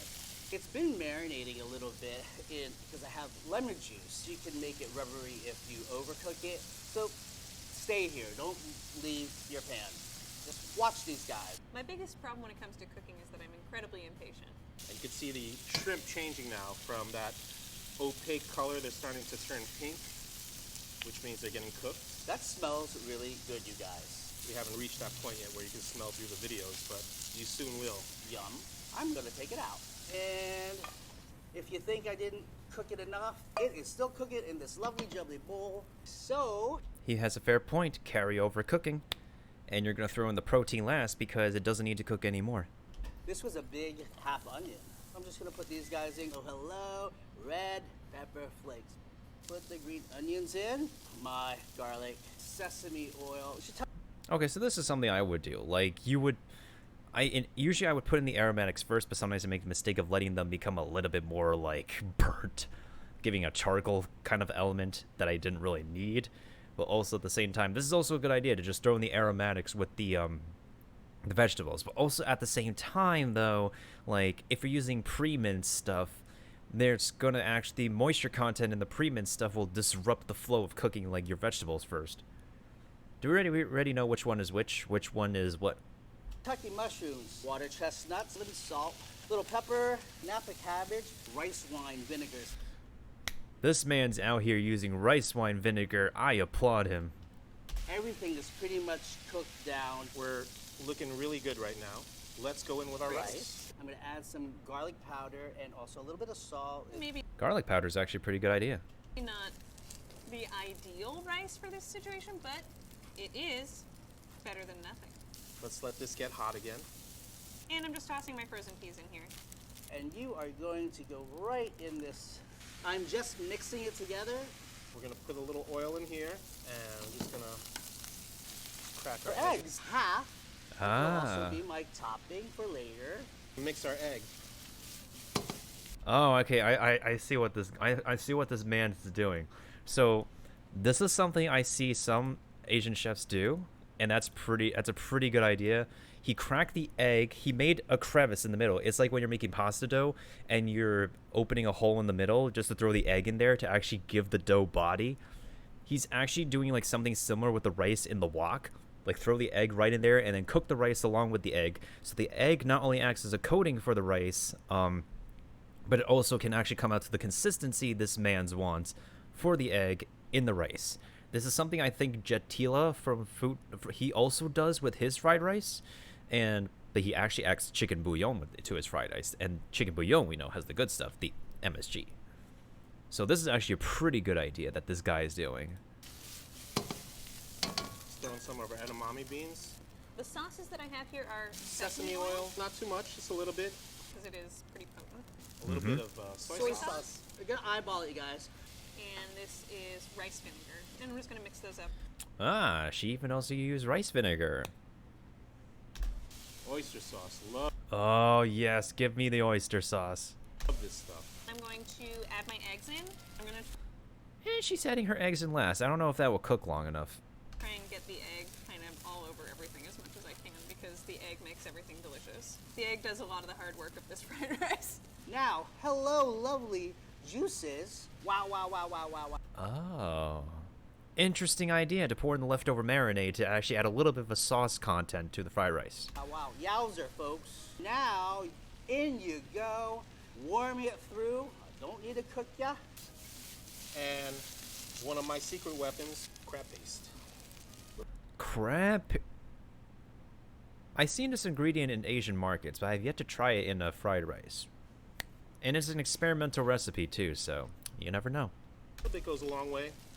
I think this is just about done. I've got fried rice. The only issue I see is that this dude is probably overcrowding the pan. If you're gonna make like that amount of like content, like he literally shoved so much protein, so much vegetables. Like, look how crowded this pan is getting. Like give this man an actual wok, like the professional is using. That's our fried rice. I'm just gonna plate it and add some toppings now. So I have my delicious spam and egg fried rice. Get a little bit of everything. Green beans. This man is actually using metal and.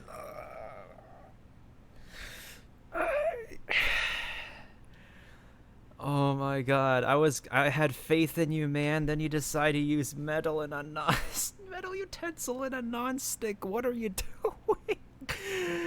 Oh no, massive. I was gonna. Oh my god. Look, oh my god, like, oh my god. Like, even the amateur chef here is not using metal when she's scooping. Even she's using the spatula, and that is fine. But the home cook out here using a metal utensil in a non-stick. Oh my god. Oh my god, mon dieu. What a tiena. Everything. Those jewels of shrimp and sausage and chicken. We're gonna hit it now with our... Oh, he's actually Japanese mate. Wait, did he actually...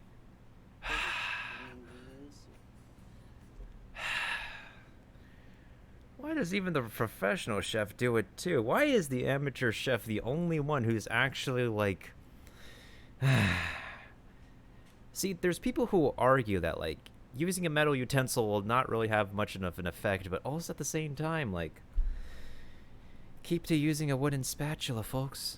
Those jewels of shrimp and sausage and... The kerplunk. That kerplunk. Oh my god, that kerplunk. If I actually have a massive amount of people just reacting with me, I would turn the chat on, but like massive, like major bruh and lol moment. Chicken. We're gonna hit it now with... I don't know who to have faith on anymore. our Japanese mayo. You use a little sriracha. Yeah. Now, I take a little bit more egg. Yum yum. My Chinese sausage. Delicioso. Furikake, seaweed, sesame seeds, and this one has bonito flakes, which is a smoked fish shaved really thin. A little fresh skin. Scallions. There you go, folks. You know me, I'm going to put a little ketchup on the side, but you don't have to do that. This is my fried rice for when you're feeling broke, hungover, or just when you want it. That's a level 1 fried rice, or right? I don't believe me. I don't like blame her for like presenting it like so. She is an amateur chef, like, but what can you do as an amateur chef? Just put it together as best as possible, and this is what she does. And this is my fried rice. That fried rice suffers from overcrowdedness. Oh my god. Like, don't get me wrong, I'm more for like more vegetables, more meat than the rice itself, but man, oh man, like where the heck is all the rice in all that pile? I'm like looking for the rice in that. And this is my fried rice. I would definitely get this at a restaurant though. Like, I feel like this dude is a lot more balanced in terms of like how much material he is like putting in with the rice, but also at the same time, you know what like they all are missing in a lot of like Asian restaurants? They would put the fried rice in a dome. Like, you put it in a bowl, turn the plate upside down, and boom, you serve fried rice in a dome. That's like something I've not seen too many like videos of, honestly. And that's like a really touchy a really not touchy, but like a nice touch of a presentation you can give to like this rustic dish that you pretty much throw everything together for.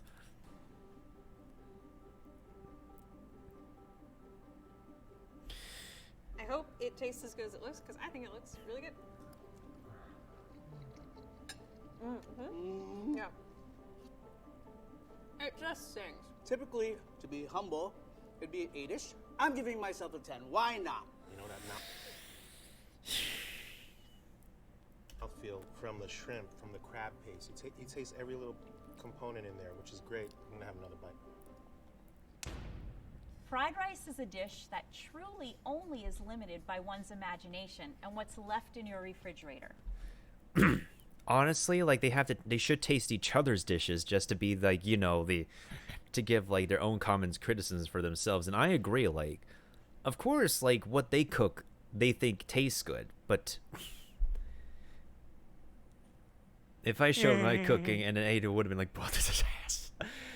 Honestly, you're not the only one. I know, like, if I cook something and it turned out terrible, I would know, like, I would not eat this again. I would just straight up yoink that thing into the trash can. Let's take a look at how each of our chefs approached this widely varied dish. Emily cooled her rice briefly, which helps to keep rice grains separated as they condense a bit upon cooling, becoming hard, and thereby maintaining individual grains that can be coated with flavorful fats and seasonings when frying. Lorenzo and King cooled their rice overnight, which has the advantage of having some of the water evaporate very slowly under refrigeration. So their rice was even harder and will stay separated even better. Emily's... Okay, and also keep in mind that Emily also used Uncle Ben rice, which is like the more packaged rice. And no problem, player. I'm actually interested in watching the scientific portion. protein was Spam and eggs. I love Spam, I do. Spam is a mixture of ham and pork. If that sounds redundant, let me explain. Pork is what we call meat from any part of the pig. Ham, however, is pork that comes from a specific part of the pig, its hind leg. There might be other meats in there too. I don't know. That's what Spam's all about. You're not supposed to know. Pork and ham are ground together, mixed with sugar, salt, water, usually potato starch, and sodium nitrate, which gives Spam its distinct pink color and acts as an excellent antimicrobial in cured meats. It also slows rancidity, so you won't have any developed off flavors or odors. Lorenzo used shrimp and Chinese sausage as his proteins. Shrimp adds a wonderful seafood flavor, while Chinese sausage is a broad term for various sausages that tend to be on the dry side, have slight sweet and salty flavors, and a very fine grind. They're also high in fat, so they carry flavors very well. King used sliced white chicken meat, which is lower in fat, lower in connective tissue and myoglobin, which is why it's so light in color. He also uses Chinese sausage and shrimp, just like our level 2 chef Lorenzo. The thing is with chicken breast though, like, although despite it being a healthy meat, like, people's treatment of it is just, it all varies, because it's difficult to keep like a healthy piece of meat, as a part of me for saying the word moist, and unless Merriam-Webster like chooses another like a word to describe, you know, that texture that people hate to hear the word of, is just, well, I mean, the best you could do is like a marinade for like white meat chicken breast, you know? It's just but you can serve like white like chicken breast in like fried rice though. You just need to like add, like, inject the hell out of the flavor into it.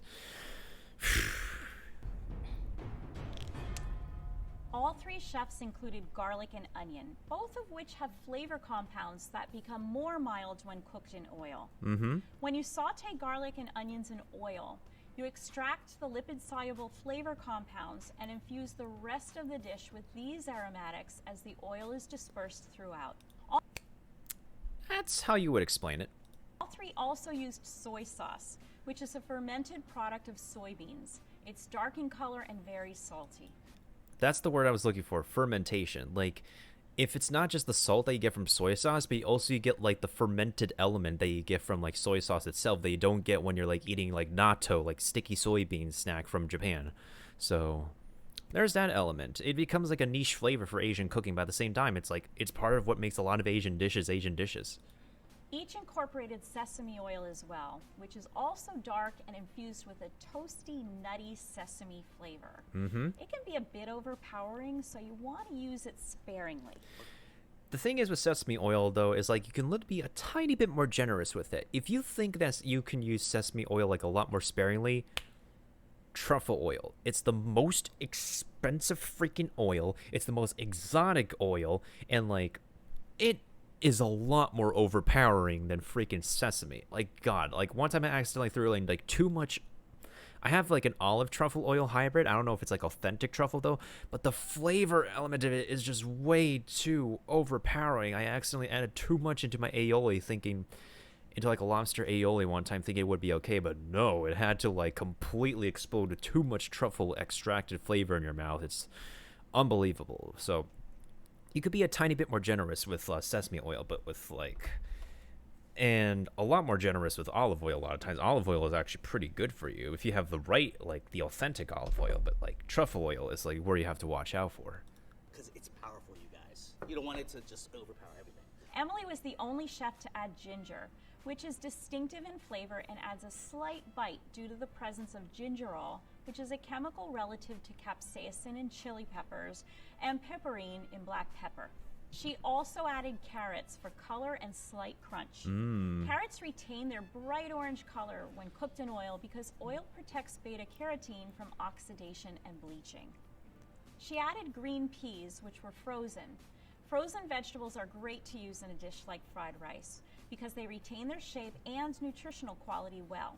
Lorenzo added carrots and Napa cabbage. Napa cabbage is rich in vitamin C and has a fair amount of calcium and tastes mildly aromatic unless overcooked. That's very true, actually. That's something I didn't really... That's like a wonder of, like, why, like, it's okay to, like, use frozen... And, like, a lot of chefs, like, detest, like, using frozen products. But in a dish like fried rice, it's perfectly fine. It can have more of a pungent, sulfury flavor because it contains hydrogen sulfide. And when you turn Napa cabbage into kimchi, it just brings out the sulfury flavor and, like, makes it, like, give it a similar element of fermentation, just like you get in soy sauce. But also at the same time, it also gives it, like, it infuses the sulfuric property with fermentation, and it gives you, like, a unique kind of spicy tang that, like, a lot of Koreans always crave for. Like, it's like a spiced up pickle in a way, in a cabbage. Some people like it, some people don't like it. I'm very picky about how I would eat, like, kimchi. I don't eat kimchi on its own, but if it's, like, mixed with stuff, like, I would infuse the kimchi juice in things, and I would, like, but yeah, I'm very picky about that. He quickly stir-fried his rice with no prolonged cooking, so it wasn't a problem here. He added fresh shiitake mushrooms, which will add moisture to his rice, and water chestnuts. Water chestnuts contain phenolic compounds that form cross-links in their cells, and it strengthens the cell walls and keeps water chestnuts persistently crunchy, even after prolonged cooking. King added shelled edamame, which is fresh soybeans, for a bit of extra protein, crunch, and green color.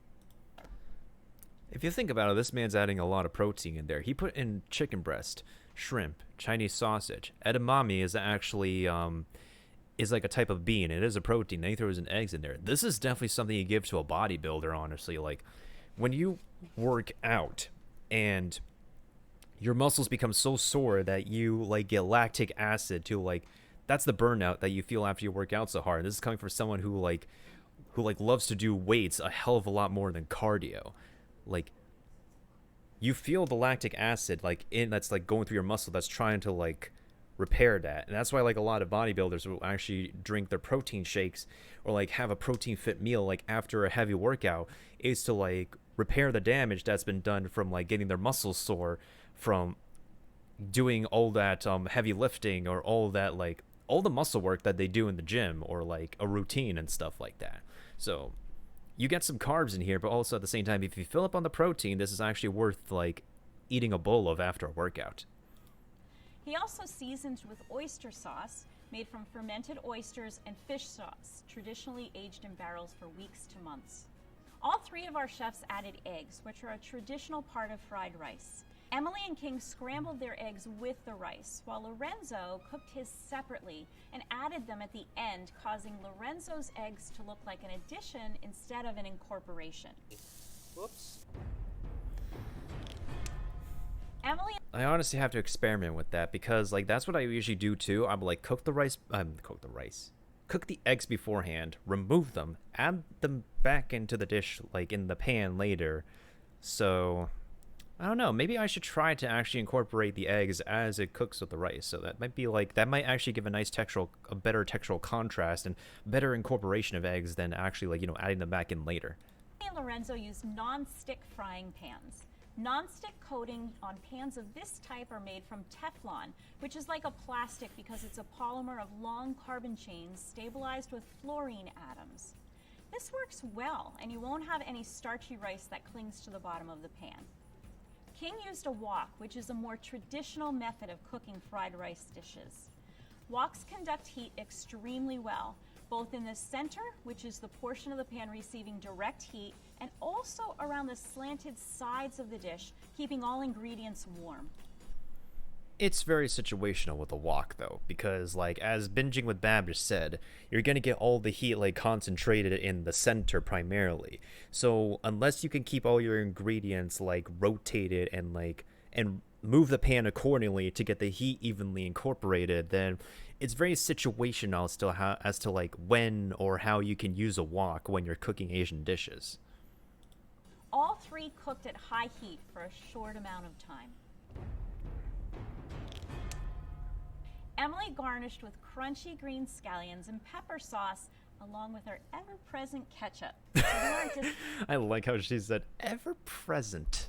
It's not needed, but there are Asians out there who would like eat ketchup with like, well, if you up the egg content, then ketchup is fine. Disappointed there. It's spicy, tangy, and tasty. Lorenzo garnished with scrambled eggs and ever-present ketchup. So we aren't disappointed there. It's spicy, tangy, and tasty. Oh, she says she's not disappointed. Okay. Did I show you the omurice I made? I don't believe so. Lorenzo garnished with do you have a link to it? I can take a look at it and I'll give you permission for it. Scrambled eggs and scallions.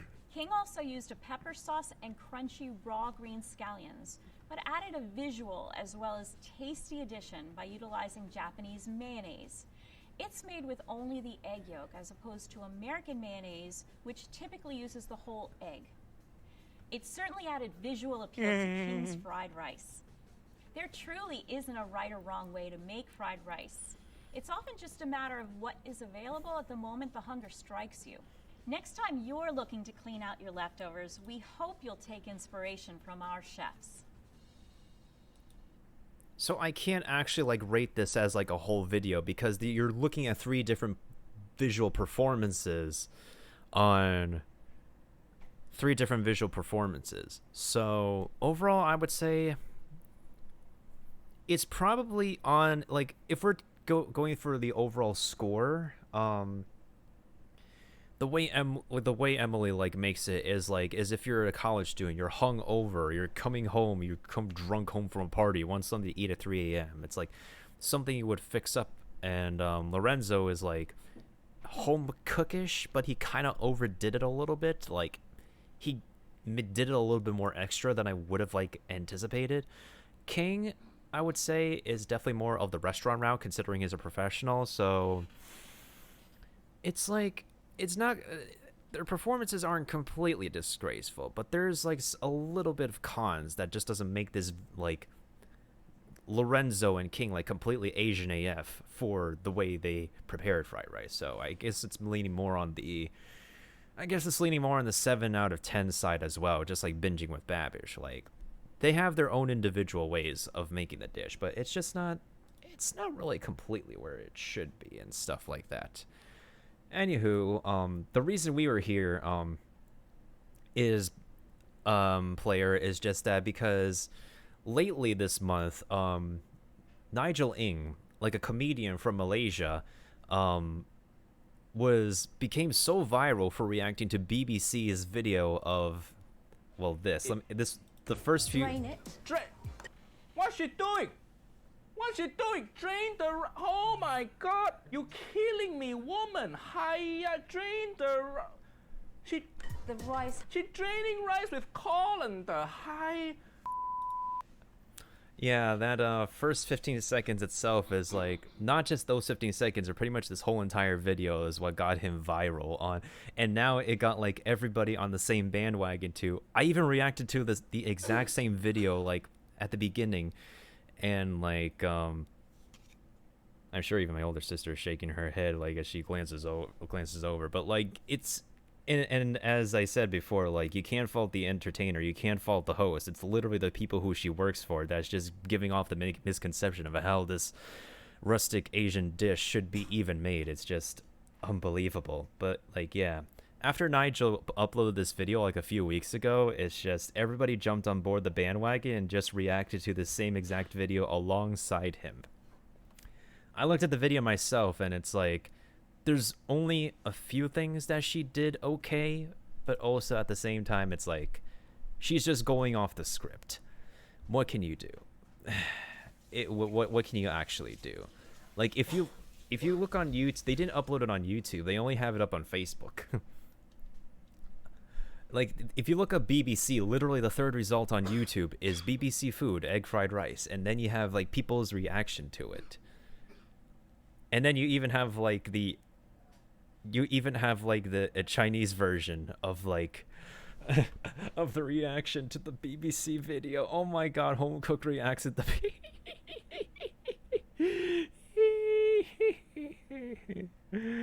oh my god, someone even made a sin video.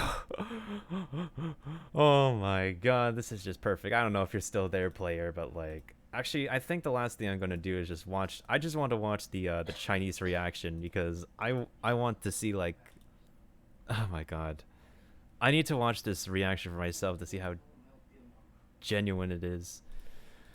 Oh my god, I can't get enough of this. 你喺度做乜？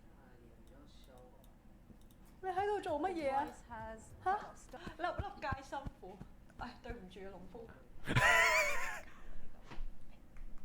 喂，聽唔聽到 ？Hello Hello， 咁我今日咧就幫我女睇呢條片，佢就話咧好多人想睇廣東話版Of course, we're gonna get the Kanto version for all the Cantonese fans out there, and of course, I've got Kanto friends off of Twitch and whatnot, and I'm sure they would definitely love to see this video. 叫我睇我兩個反應，一個 fried rice， 一個炒飯嘅片。咁唔知點解啲人而家要教炒飯啦嚇？呢啲唔係2歲細路仔都識嘅咩？ Wait, did she say 2-year-olds? I don't know why people need to teach that. Wait, hold on. She said, I don't know why people need to teach that. Don't 2-year-olds know how to cook fried? Even Uncle Nigel said that he knows how to cook fried rice since 3 years. Oh my god. Okay, let's just watch her reaction. 2歲細路仔都識嘅咩？蛋炒飯。 Egg fried rice. So we're going to be watching her reaction to the BBC video that Uncle Nigel has reacted to. But the same video, but like, yeah. There's a little bit of genuinity? I can't English right now. Like, I swear to God, where is my English at? Is my inner Asian just like controlling the English in me? Anyways. Don't be afraid. This is really simple. It's delicious, really satisfying. 好靚喎呢個女仔，講咩啊？ And it's like a takeaway, but you haven't paid £8 for it. 80蚊？哇！英國你買個蛋炒飯80蚊，我冇啲咁嘅錢，我冇啲咁嘅錢。哇！阿女， Get afraid of cooking right. 阿女你好窮咩？點解俾人睇晒你冇米？ You can follow. Hold on a second. I need to move my face cam so you can actually see the whole subtitle thingy. Yeet. I'm gonna move myself over here and just roll back. I wonder what she is saying to people. You're showing everyone you don't have rice. Yeah. And it's a thing because you go to an Asian supermarket and it's like things are just more affordable at the Asian market. You can buy things in bulk, like you're going to Costco or BJ's. Like when you buy rice for a whole like 2 to 3 weeks. You can follow a really simple rule, which is for every 1 part rice you have, you need 2 parts water. 乜搞錯啦？咁樣就直接放喺個鑊度，你唔使洗米嘅咩？你跟住肚痛啊！好多水啊！係啊 It honestly does work every single time. 你想量落幾多水？你用個手指篤入去，你阿媽冇教你嘅咩？嚇，陰公啊 ！That onto a medium heat, and then just add a little bit of oil. 哇！咁多油做乜嘢先？食死你啊！ Well, that's debatable though, because like some Asian places will add in a crap ton of oil. There's a lot of Asians who are picky with how much oil you put in the pan, honestly. Like, I just wing it. If it looks right, it looks right. It'll cook off. If it's too much oil, of course I know it's too much oil. 整蛋啲飯咪唔黃？你諗清楚先啊，青少年你大把前途，但係睇佢咁開心啊，我又唔想話佢。The rice is boiling, so lower the heat. 我係咪轉咗 channel 啊？煲粥嘅而家，啲飯點解仲有粒嘢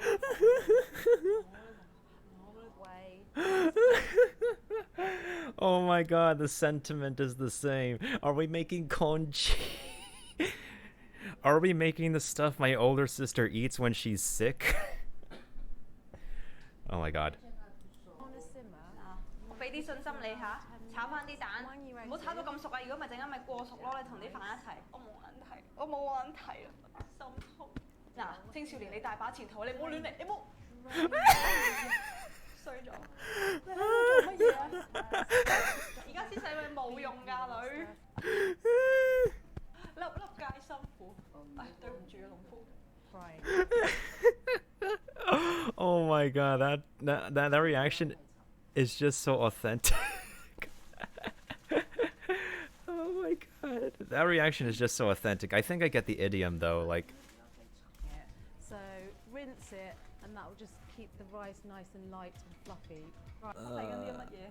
我哋點樣啊？我哋要用隔夜飯去炒飯嘅。Right, time to chop the veg. But because you're cooking fast, you're stir frying. 落薑，哇！咁多薑啊！落埋啲綠豆，仲要係 frozen 嘅綠豆，更加多水添。Time to cook. 佢真係好開心。算啦。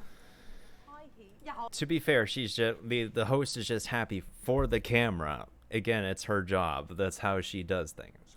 冇嚟啦，又落啲油啦。哇！你唔係爆香啲洋葱同啲蒜先嘅咩？唔好再錯落去啦，我睇唔過眼啊！ Stir frying, you want to keep it moving. Oh, that's smelling really good. So now what you want to do is, and then you want to put all the other ingredients in. Rice. 哇！你炒飯，你睇下啲飯，咁濕應該未熟㗎，你跟住肚痛啊！真係㗎，我唔係講笑㗎，仲要係咁樣先落啲 spring onions， 點搞？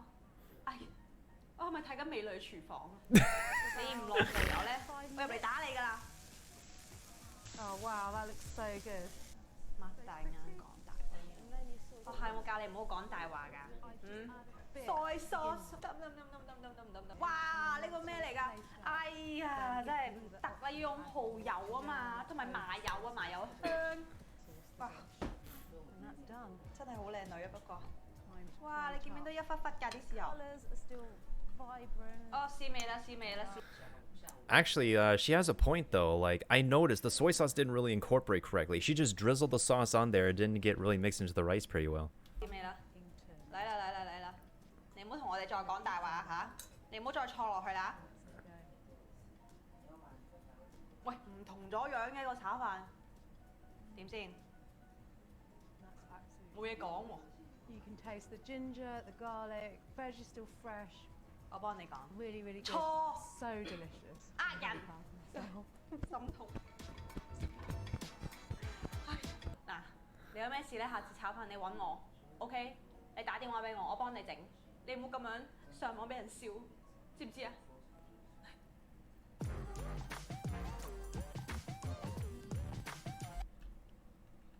She's actually really cute. The host herself is actually pretty cute though, not gonna lie. Not gonna lie about that. Okay, so her reaction is Asian AF on fleek. Of course the video is completely disgraceful though. It's completely, absolutely disgraceful. BBC chef versus Gordon Ramsay cooking and washing. Oh my god. Like, here's the thing, like, with Gordon Ramsay, he tries, okay? But at least if he tries, but he still, like, doesn't satisfy Asian chefs in general. So, I don't really want to bother, like, watching his stuff. Like, he tries his best, but it's, well, he tries, but it's not enough. Do you know, like, but here's the thing, though, like, by the least of it, it's confirmed that, what's it called? Hersha, the host herself, has confirmed that they're going to be doing a collab of her actually cooking rice at home to show people how she actually cooked rice. So this is the video that came out like 6 days ago. Hey Instagram, guess who I just had dinner with? This lady! Egg fried rice lady! Go follow her. Her shots are really good. She's a great presenter, really funny. But don't post anything mean on Instagram, alright? Otherwise Uncle Roger will come for you. He will come for you. Because whilst this guy's blown up, like nobody's business, I've been trolled. I know how to. Okay, I'll just make a quick point. Yes. I was doing a job for the BBC presenting their recipes. I know how to cook rice, and that's all I'm saying about that. And that's gonna be our next video. Yeah. Uncle Roger's next video is gonna be going to Hersha's place, and she's gonna show Uncle Roger how she actually makes rice the right way, the And maybe Indian punch way. him in the face a few times. Yeah, we can. We'll talk about that. We'll agree to that. But look forward to that video. Go follow Hersha and subscribe to her YouTube channel as well. And we'll see you in the next video. See you later. Bye. Goodbye, goodbye, good friends, goodbye. 'Cause now it's time to go. But hey, I say, well, that's okay. We'll be waiting for you to come and play.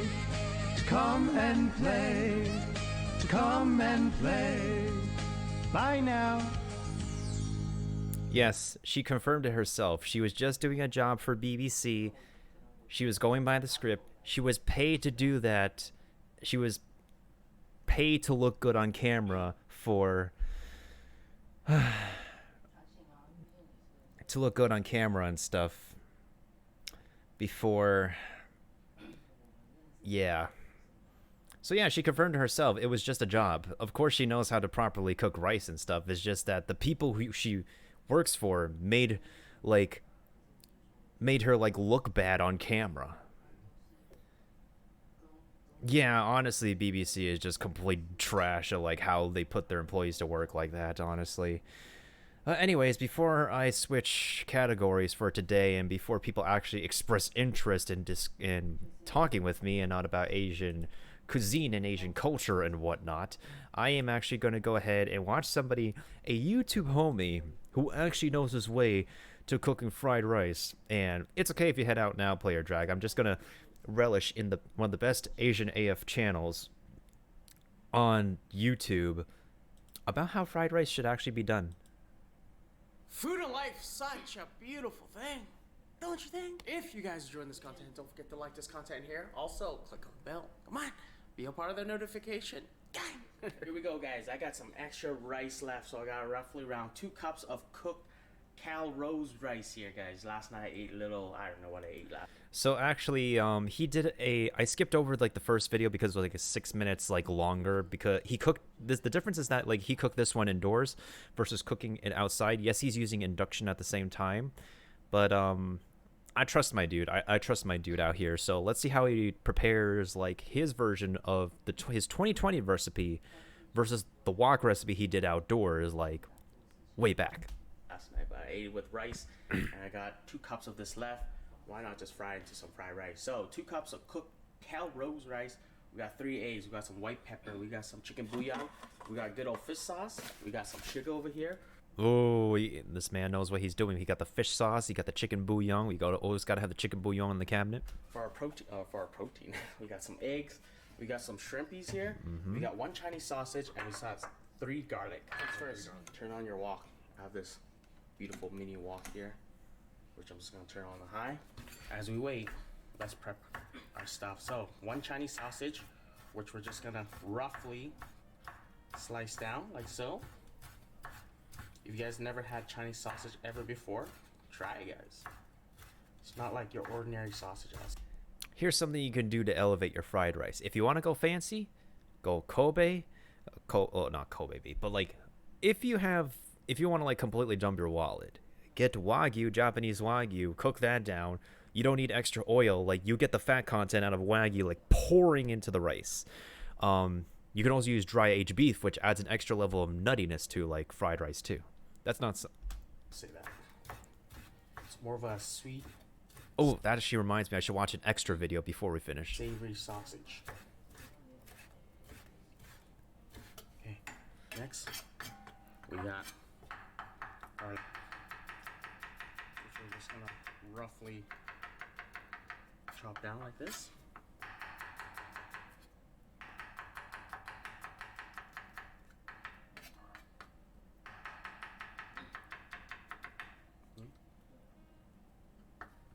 Push this to the side. Let's go for it, guys. Please be careful and watch your hands, okay?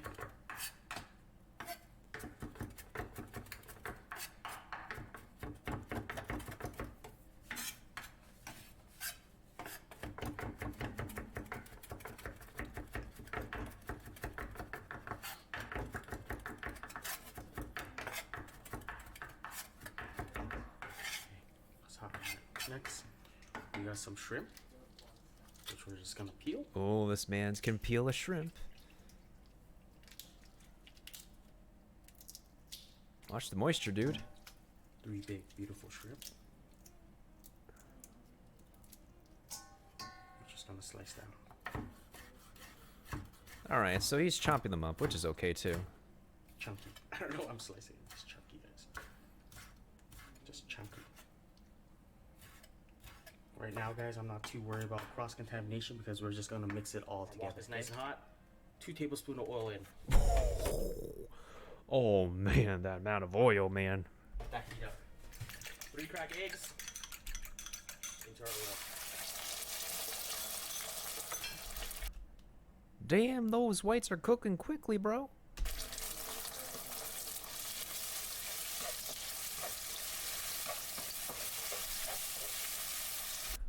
That egg just soaked up that oil like no tomorrow.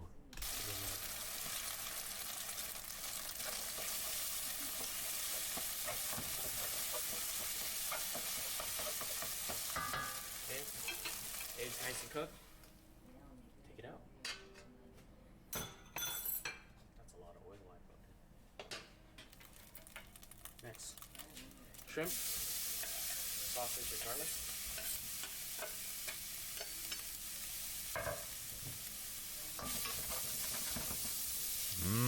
You get that extra egg in there for an egg essence. This dude don't got vegetables though. Where are the veggies? Where are the vitamin stuff at? Vitamin C, vitamin D, vitamin B and stuff. Vitamin A. Vitamin B, importantly. I have vitamin B deficiency.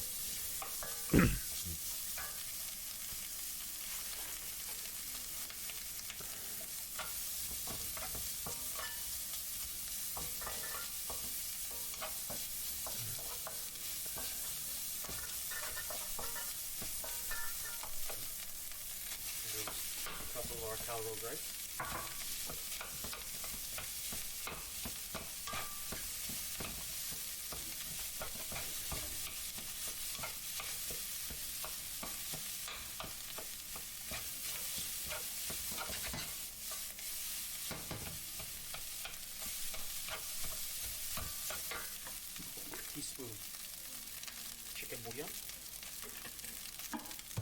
Our teaspoon fish sauce. Mm-hmm. And a teaspoon sugar. Interesting.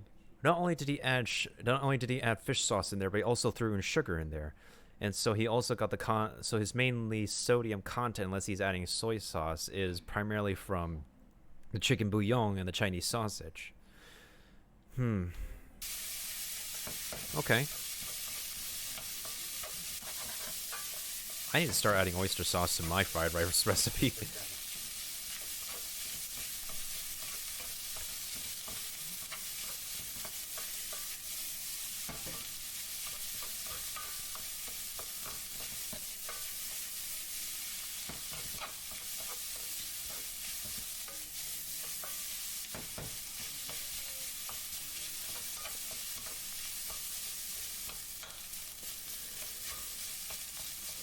Yeah, rice tends to clump up at the pan. It tends to do that. Yeah, that happens in the pan. It's always bound to happen with leftover rice. You just gotta roll with it, man. Just roll with it.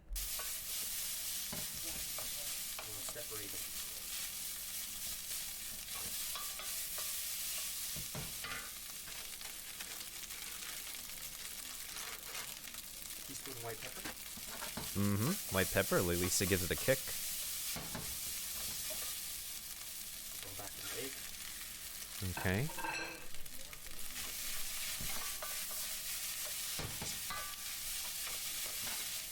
God damn it.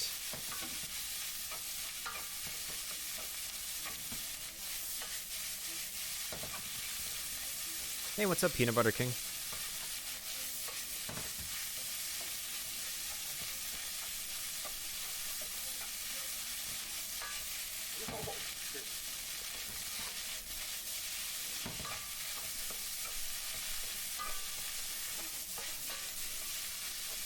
I'm honestly probably making you hungry right now because I am watching fried rice videos for the past 2 hours and 30 minutes.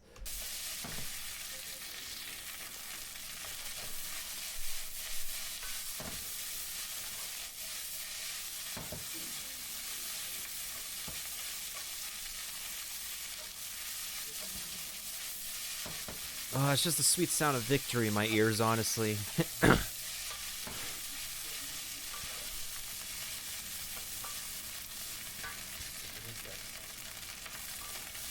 That's a pretty good color, though. You guys have ever fried up ever in your lifetime, I promise you. All we gotta do now is this for seasoning. Okay.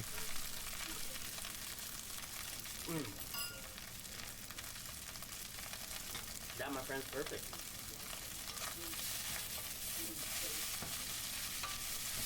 Oh, we got the nice brown bits on the bottom. Yo.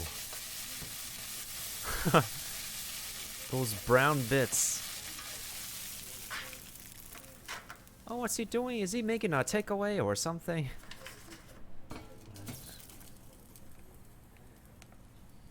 Yeah, I'm just watching a bunch of fried rice videos to see, like, on a scale of Disgraceful or Asian AF, like, how are they? Sausage, fried rice, at your door. This dude is missing some vegetables, but I guess that is okay for his taste. Nice, simple, delicious, nutritious. Nutritious. This is nutritious for somebody who comes out of the gym after lifting, like, lots of weights and bench pressing. Will warm any heart. Okay, take this, cover this up, drop your address. I'm sending this to you. Oh. I got you guys, okay? I got you guys. Alright, shall we? He just opens it up himself. Oh my god.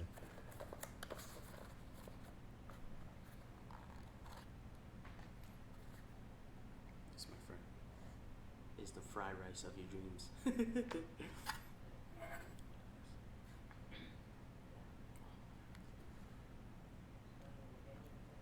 After this, we're going to be watching the most expensive, like, I can't English, the most expensive fried rice video you'll ever, like, watch. This is rustic as heck fried rice. Smell. It's probably it's a sweeter flavor profile than the other videos I watch, though. Walk. When it starts getting smoky, it has that smell, which I'm truly happy about. Most of my dude is Vietnamese, so he has his own, like, flavor profile in comparison to other people who make fried rice. Like, there's Thai fried rice, there's Vietnamese fried rice, there's Chinese fried rice, there's Taiwan fried rice, there's Japanese fried rice, so there's Korean fried rice. Legit. Has that wok iron taste to this. Oh man.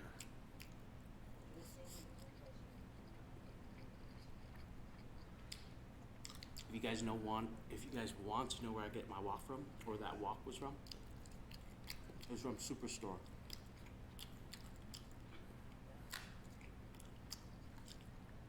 Get the cast iron one. Don't get the cheap aluminum one.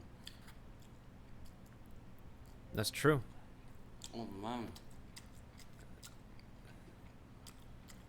Actual ASMR, yeah. I'm wearing bass boosted headphones too. I can hear it. You can put some vegetables in this.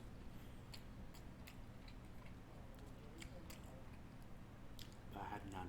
0 zip. That's understandable.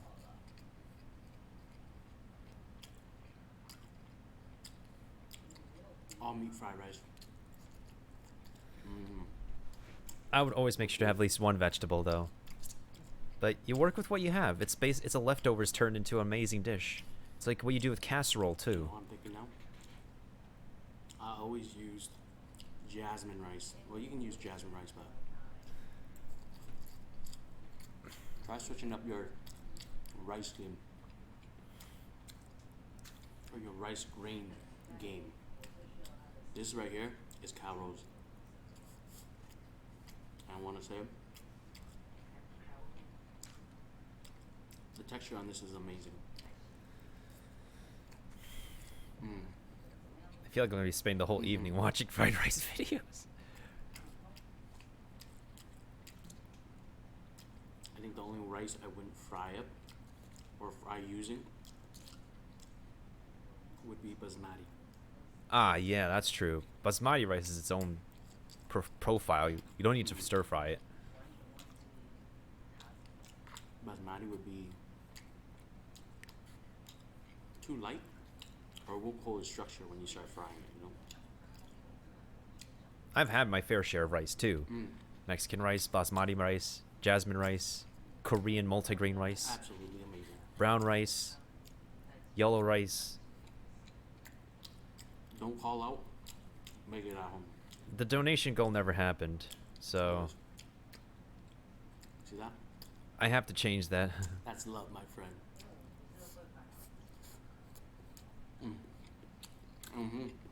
So guys, hope you guys enjoy this one. Don't forget to subscribe if you haven't. Peace out. Okay, so how would I get that? I would definitely say the video is pretty Asian AF. Like, dude's a YouTube homie. It's completely rustic. It is his own flavor profile. It is his own unique take on it. Even though he's using an induction cooker, he's made the best of what he has in his own house. So, it's real pretty nice. Now, for last but not least, Wagyu fried rice for one of my favorite cooking channels of all time, Guga Foods. Straight from the East Coast, straight from Florida of the United States, this man who cooks with Wagyu beef and dry ages his cow meat, straight up makes his own recipe video of Wagyu fried rice. Probably one of the most expensive versions of fried rice you'll ever eat on the planet or ever purchase from a fancy restaurant. Let's see how this man's down in Florida does it. And not only any Wagyu, it's A5 Kobe beef, the most renowned Wagyu that people will covet and go exclusively to Kobe, Japan to eat. Welcome back to Google Food, guys. Today, one of the most expensive, if not the most expensive, fried rice in the world. Check it out. Look. That's Wagyu right there. Look at that. Like, immediately you look at the beef yourself. Like, look at the fat content. It pretty much covers the entire meat. That's how you know that is exclusively Wagyu right there. Oh my god. Japanese Wagyu Miyazaki A5. It is an undescribable experience, which you can only do if you try it. When you cook in Japanese Wagyu A5, the fat renders down tremendously, and I always hated that fat was going to waste. So I had a great idea, which was to make some fried rice with it, and that's exactly what we're gonna do today. Oh my god, this man is being resourceful. I love him already. Guga, please cook for me. Please cook for everybody. For today's cook, I'm using this beautiful Japanese Miyazaki Wagyu A5 New York strip. And these are all the ingredients I'm going to be using today. Remember, exact amount in the description down below. Whoa. Hold on. This man's ready. Hold on.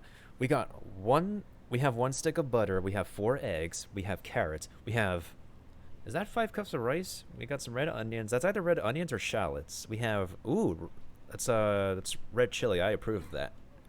We have half-inch Japanese Wagyu New York strip Miyazaki A5, minced garlic, chili oil, sesame oil, soy sauce, shallots, eggs, green onions, carrots, salted butter, and cooked jasmine rice. Is the sodium content going to be overpowering? This man's out here using salted butter. I'm curious. Like, I would throw an oyster sauce on there to make it a little bit more exotic. But also, like, the thing with fried rice is that you really have to make sure that your sodium content is on point. Taste for seasoning. Make sure it's spicy enough. You might like it more spicy than other people, but keep in mind when you're making fried rice, you're cooking for, like, multiple portions. So, if anybody wants it more spicy, they can add more pepper or stuff to their liking. So, you have to make it the flavor profile universally, like, acceptable for everybody you're serving fried rice to. And this is coming from somebody who's, like, experimenting with fried rice at home for like a whole while of his life. Oh my god, look at the color of that meat. It's beautiful, yet so expensive. If you have not seen my episode on Japanese Wagyu A5 on my main channel, Sous Vide Everything, I recommend you do. On that episode, I had to cut a little bit of the fat out, and I am using that fat today. That is not like regular beef fat. That actually is beef butter. Like, you have to actually freeze it to handle it. If you hold it in your hands, it literally just melts, unlike regular beef fat, because of like how like oily the content is.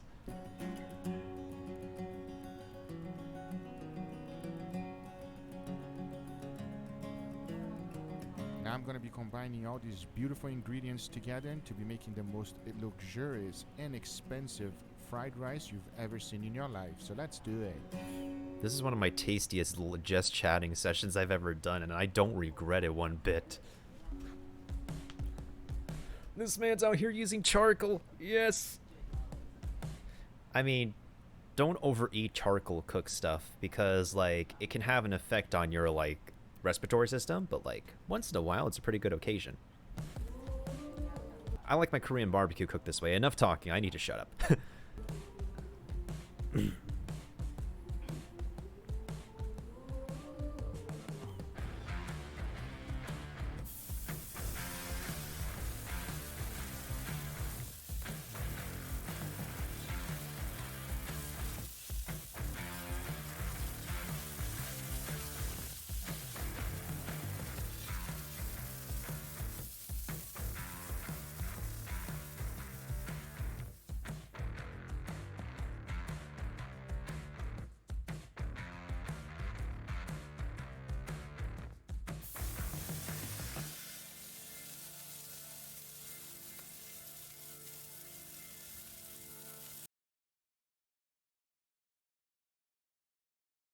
Look how that thing is straight up melting right away. You see what I mean? Like, you expose Wagyu fat to any level of heat, it just straight up becomes liquid gold, actually. Like, if you think butter's liquid gold, combine butter with freaking Wagyu fat. Oh, you've hit the jackpot.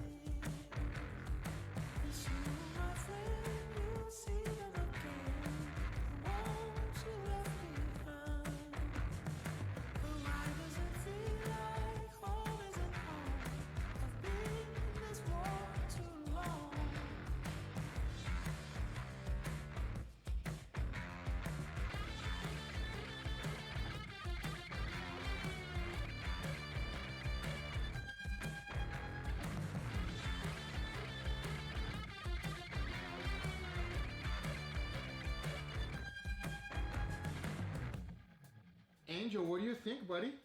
Looks expensive. Yes, the most expensive fried rice in the world. You ready, Angel? Go for it. I want to spill it. I knew I was gonna spill it. Woo! I don't know how to explain the flavors. Wow. I don't even need the Wagyu. That is good. This is unbelievable. The flavors with all that fat melted directly in here.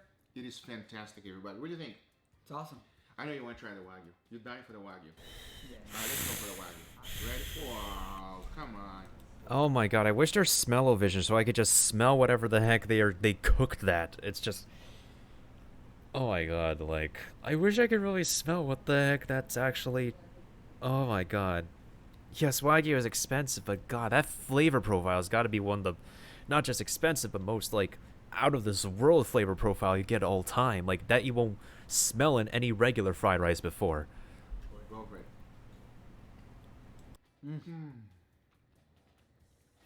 melt in your mouth like butter. Man, that first bite of Wagyu is always awesome. That first one, because it's so rich, it just punches you. It is delicious.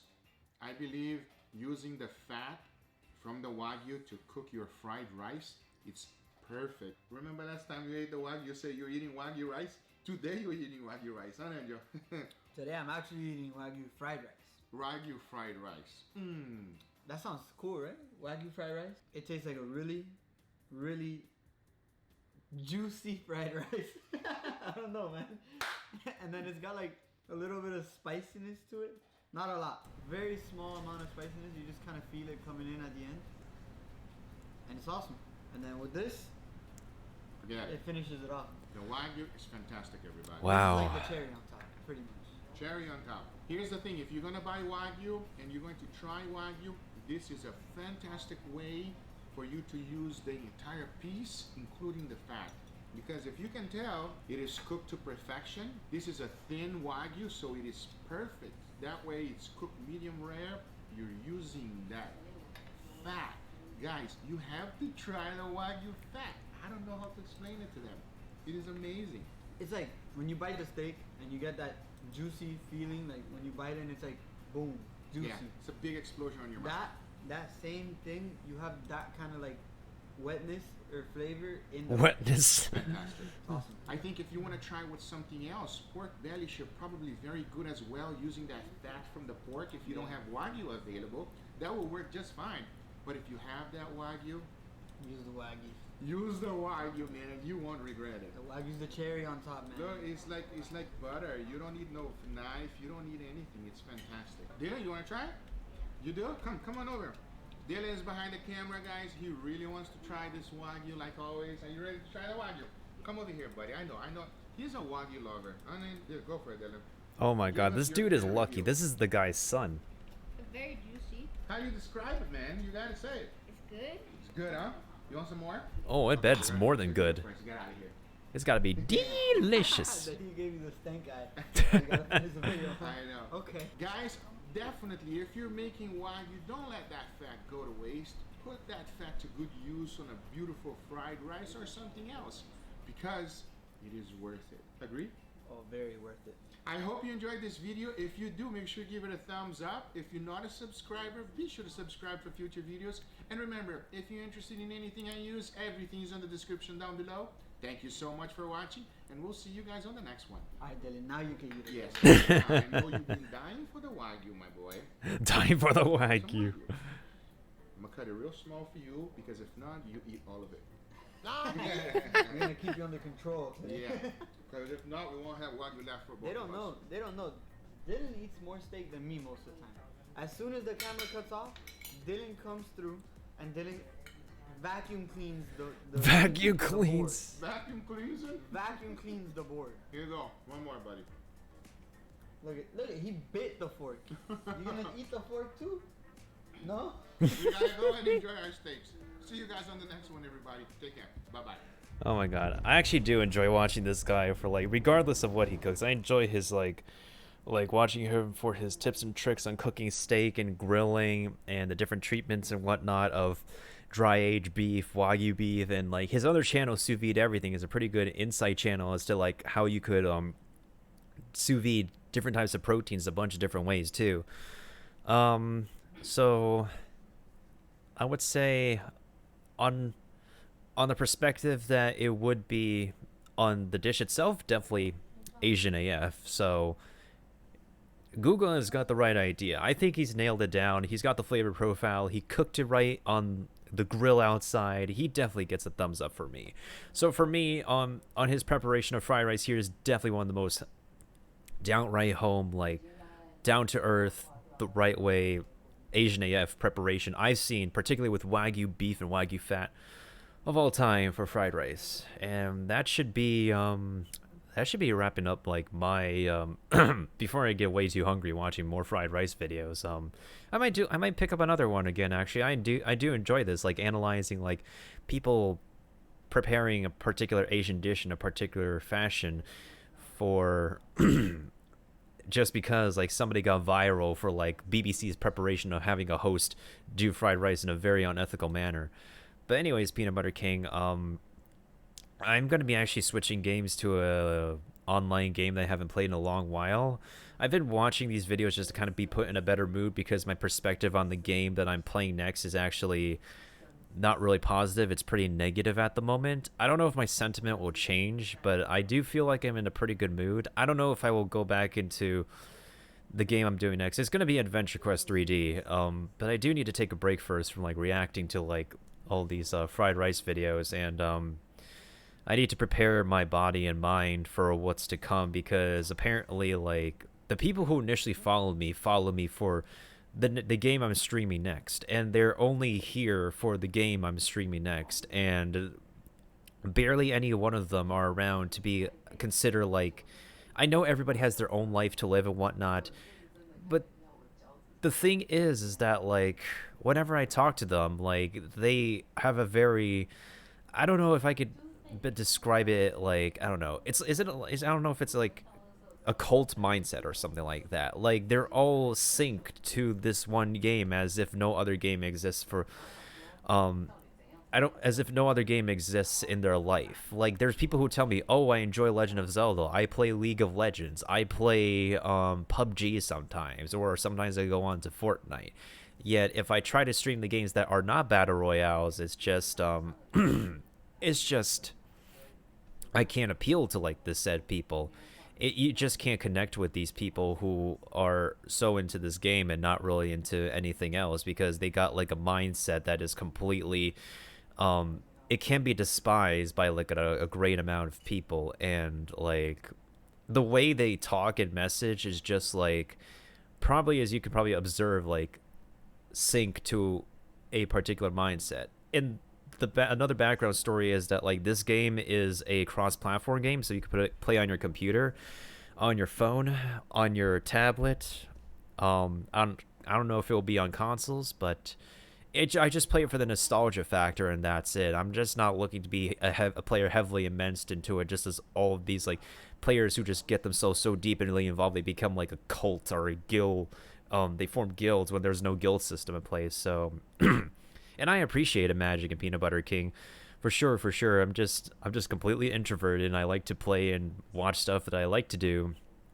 And I'm definitely going to be doing like more of these just chatting series, because I enjoy like watching food videos. I enjoy watching and criticizing and commentating on food content, because it's like something we can all bond over. Like when I used to do like the I've done a few cooking streams before where I prepare like food like in my kitchen as best as possible, with like desserts and savory dishes and whatnot, and I'm still deciding what's the next one I want to make. I mean, I could do my air fryer lava cake if you guys are interested in watching me make desserts. That's like one of the recipes I'm pretty proud of to this very day.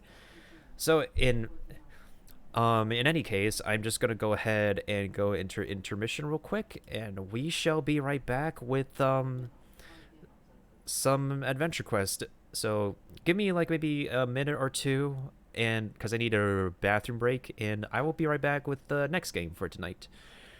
That's a mouthful.